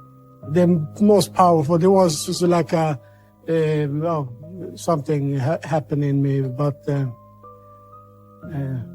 I remember this time. I had a beautiful woman who really loved me, who, no question, had her mother, and I had a child, but that was not enough for me. And I have had that option, but I chose something else. When I stepped out from the car and were about to go up and knock on your door, I was so nervous, I felt like I was going to faint. When I last saw you, you really scared me, and I haven't heard from you since then. So many thoughts were running through my mind, and during these years I've been thinking like maybe you got even deeper down in the darkness. Maybe you had gotten more dangerous. I was just scared who would open the door. Do you remember what happened the last time we saw each other? Yeah, of course. I was so scared. I didn't know what you were capable of.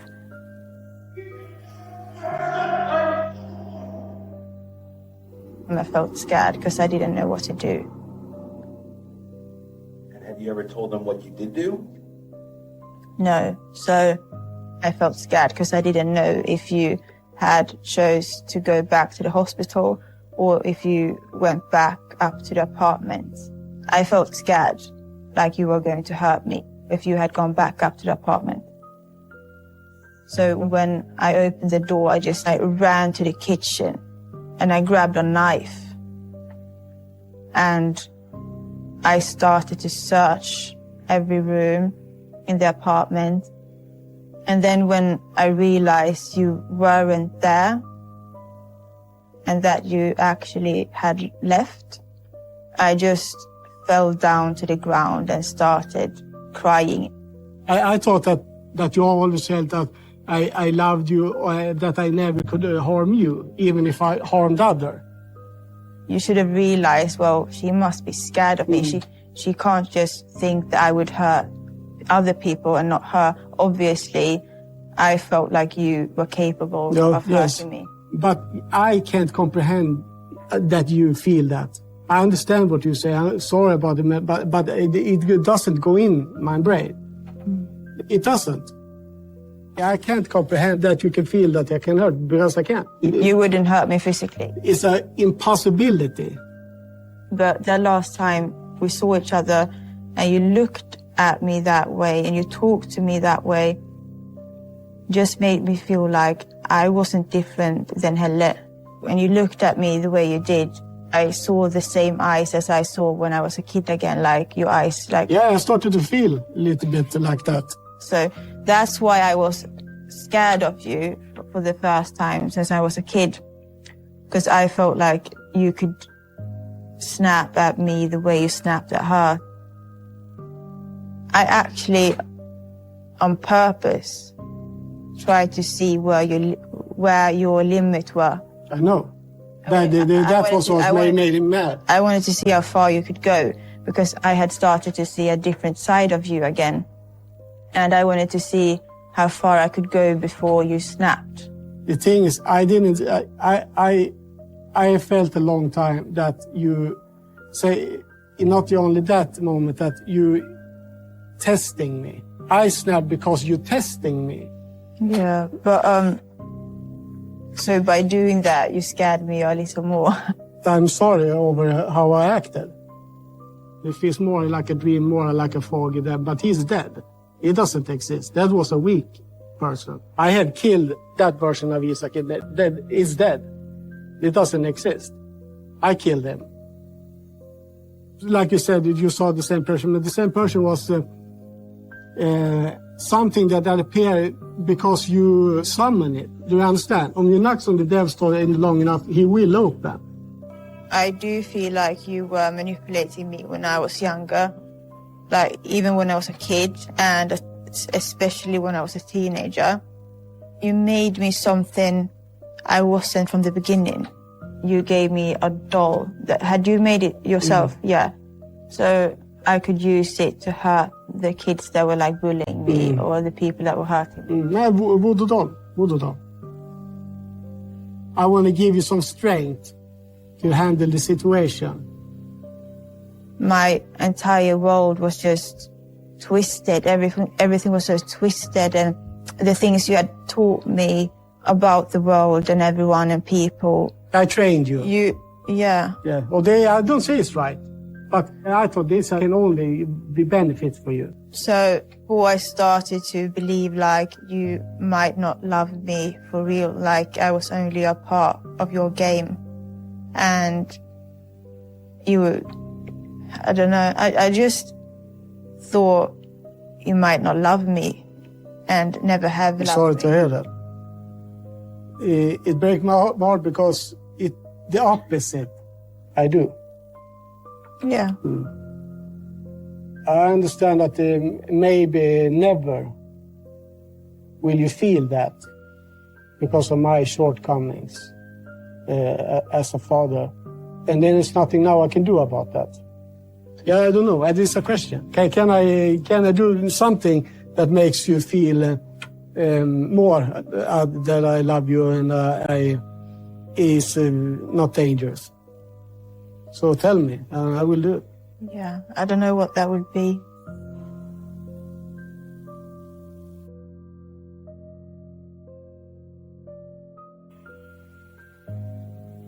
Jamie, do you want to talk about selling your soul? Because I think that's important. That was sort of a turning point for you. Not selling, giving. So there is big difference. I was at my lowest point ever. I was at a point where I wanted to kill myself because I didn't want to live in the world you had created for me. And that made me depressed. I was in a depression and I was going to kill myself, but I wanted to try everything before I did. So... Did it help? What? Did it make your life worse after that or better? I'm going to explain how I experienced it. So then I came to you and I explained to you how I felt and how depressed I was. And I don't think I said to you I wanted to kill myself, but I did. And then you explained to me about a ritual that you had done yourself. And if I did it, I would become successful, I would become powerful and happy. My life would change for good. Well, also wrong. I'm not done yet. Wait. Haven't everything be gone better in your life? When you put it that way, yeah. Yeah, so I can't feel sorry about that. I gave my daughter a better life. So, I'm sorry, I'm sorry, I'm not sorry. I'm proud of that moment. But it's, like I said, that is a few times I am 100% certain I helped you. It was a solution.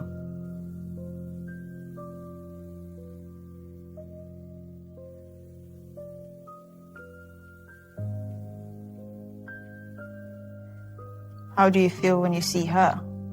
Nothing. No, nothing. It's like you're showing me a picture of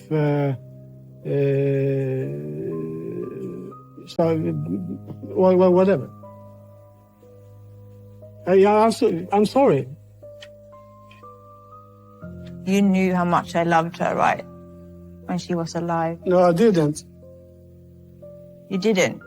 No, I didn't. Because you said that, but I thought, listen, you said it to kind of provoke me. No, I really, really loved her. When I found out that Helle was dead, I felt like it was my fault. Because when I used to spend time with you and Helle, you threatened her a few times that you would kill her. I remember the last time I saw her, she said to me, as she was serving me dinner, enjoy your food, because this is the last time you'll ever eat my food, because Isakin is going to kill me. So when my mom said that you had killed Helle, I felt like it was my fault. I could have stopped it. If I just had... You couldn't. It's certainly not your fault. Maybe she could see in the future, but what I have told her was that it's over between me and her. When you go there, me and her is going to go separate ways regardless. It was definitely not the plan for me. When you go, I'm going to kill her. She had asked me over and over and over and over and over and over again that she wanted me to kill her. I should have gone away straight away when I heard that. Not taking her in your life, that is my fault. But two sick individuals does not make a good cake. It is a disaster. But she kept asking me all the time after that. She was demanding you to kill her? Yes. I was in a point that I had lost my mind too, but in a different way. And she said, then you can help me die for the millionth time. Now she has in a wrong or right time, I don't know, but I had lost control.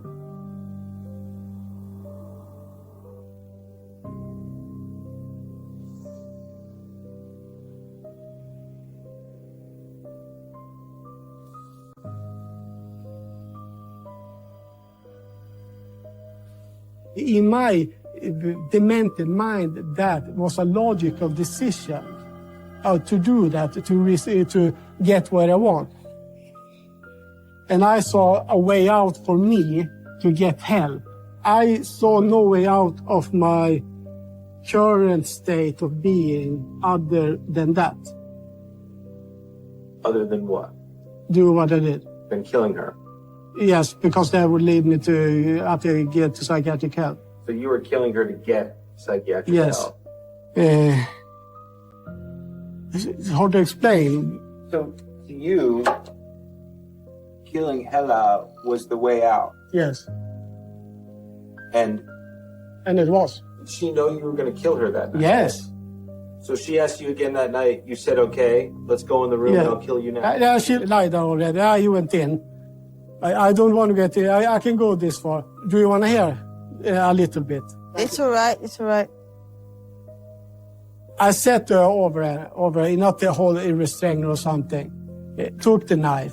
She held my hand not to stop me. It was a form of, this is going to sound serial killer, but it was like somebody holding your hand, you're going to go on board a ship or something. Yeah, okay, let's go. It was a partnership. Oh, let's go. She wanted comfort. And then I did it as quick as possible, that way that he should feel less. And that was to put it in the neck, so you cut off all the physical emotion directly over. So the only thing she will feel is just the sting. But I know that this knife is so sharp. So the body doesn't even react with the pain receptors before it the nerves in the neck. So when they cut, she feels nothing. If you cut the big vein, you bleed out in an instant. And did you feel sad killing her? No, still not. Yeah. Because it was what she was asking Yes. for. So in your mind, is it any different than helping someone commit suicide? No, there is no difference. They exactly like I see it. It's not murder. I am not a murderer. So all of the graphic things that happened with the crime, that was you because you wanted to go to an insane asylum? Yes. Because you had to prove to them that you were crazy? Yes. Cutting off her head? I did, of course. Yeah. So they will never question if I am insane or not. Ja, jag har gått och stekt in kött och ätit. Ja, då åt du köttet från henne också? Va? So you didn't want to eat her? No. I have wondered myself, but then I thought, do I think about it? Do I feel any urge to do it again? And is there something I urged to do before? No. Do I feel sexual pleasement to think about doing so? No.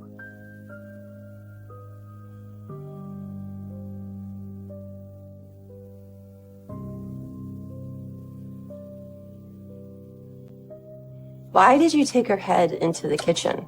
So it's going to look insane. I watch a lot of movies. I was the horror, so I thought when I put it there, that the typ will watch me cook her. It looks extremely insane. And it is insane. I don't mean that I did was not insane. I mean that there finns in a way, a rational explanation with a semi-logic or semi-insane mind. Police report says that you had sex with her after she was dead. I didn't. You did? No. Did you make it look like yes. it? You made it look that was the thing. Even today, I regret to because I don't feel that was necessary to stage 2. But I wanted everything. So in a sense, you were creating your own perfect horror film. And not perfect. You have to remember, I'm an artist. Cut off her head, eat part of her, make it look like you've had sex with her. That now follows you everywhere. Yeah, I know. Because that person is a lunatic. And you did that so that people would think that you needed to go to an insane asylum. Yeah, of course. But trust me that I am not insane.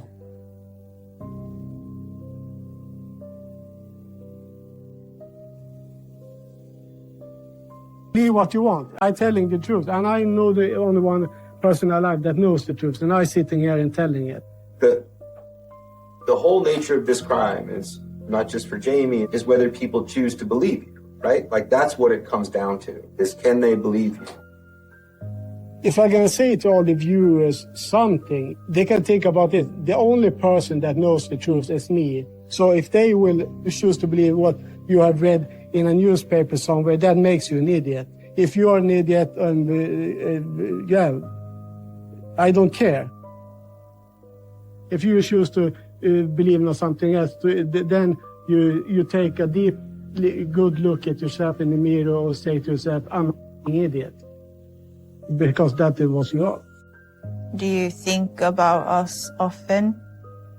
Every day. Oh, so, of course. We are connected. I feel it. Even when things are bad between us, I'm happy that you exist. Oh, so when I think of you, it's only happiness. I have chosen what I'm chosen, so I have chosen that road. And I don't know if I have something to offer you other than kind of more grief. But I will never harm you in an active decision. Never, ever, or your kids.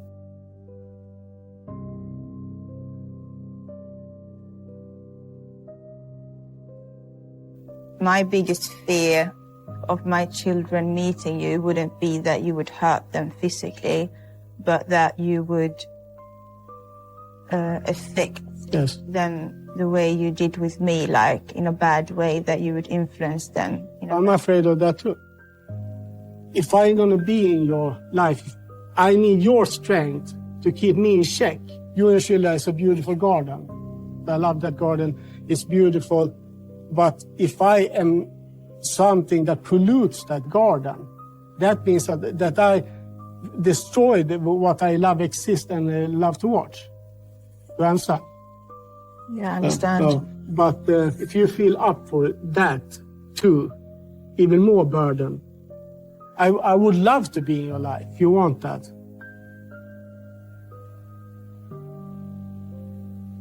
You were with your dad yesterday. Do you feel any differently about them? I don't know. I saw him from an entirely different perspective. I saw him from a grown-up's perspective, a mom's perspective, before I used to see him from a child's eyes. And then 4 years ago, he was still like my role model, and he was still like someone I looked up to and someone I listened to. But yesterday, I didn't feel that way. You know, there were many times yesterday during the interview where I felt I wanted to say something, and I wanted to say what I really was thinking and feeling. But I didn't dare. I didn't dare to speak up. I could see in his eyes that I shouldn't question him right now. I just didn't want him to snap. It's still the story about how he went through with the murder and everything around it. I still find it hard. I don't know if I should believe him or not. So do you like living here? Do you like this neighborhood? A beggar can't be picky. That's true. I will never know what actually happened, but he wants me to believe like everything was a setup, everything, and he didn't feel anything for it, like he didn't enjoy it in any way. And that he put Helle's head on by the sink on the counter just because he wanted it to look sick. I think he did it because he wanted to. And I think he wanted to live out a fantasy that he had before. Like a real life horror movie. Like the horror movies that he had shown me. That's what I believe. Do you think you got the closure you were hoping for? Earlier, when I ever brought up anything from my childhood to him and asked him for an apologize, he would just deny it ever happened. But yesterday, when I brought up the things I did about how I felt and experienced my childhood, he actually apologized. And he seemed to really be sorry. So on that part, I really feel like I got closure. So you felt like his apology was sincere? Yeah, so that's the thing. He knows how to behave like a normal person. He knows what feelings a normal person is supposed to be feeling. So that's why I can never know what he says or does is real. Because he knows how you are supposed to act. He knows what you're supposed to say. He knows how you are supposed to feel. So how am I supposed to know that he is being sincere and genuine? I can never know that if I can't go into his mind.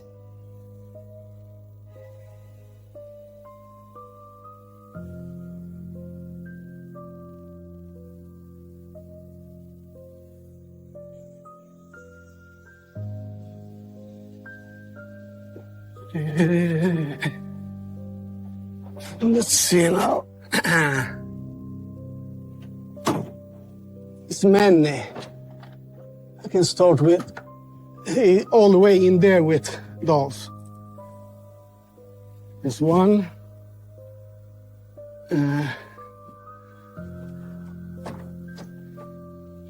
That one was scary.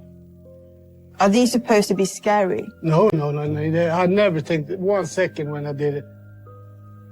Someone told me that these dolls are cursed. To me, they are pure positive, good, because it helped me. If I didn't have it under that period, I probably would have died. The fact that I'm his daughter doesn't bother me. It's just like I sometimes grieve that he's my dad.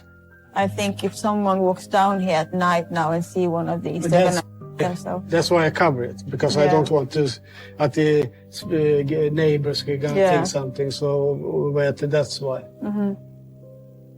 People comment and message me saying, "How can you speak up about your dad? How can you be so open about it? You should be ashamed." But I'm not. Why should I? He's just my dad. He's not me. I've gained so much strength from being his daughter and going through what I've been through.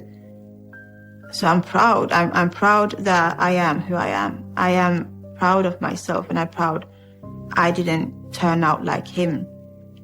Because of course I would have liked a normal dad that, goes have dinners with me, and I would like a dad that could babysit my kids and, be a part of my life and not having to be scared of him brainwashing me or something even worse.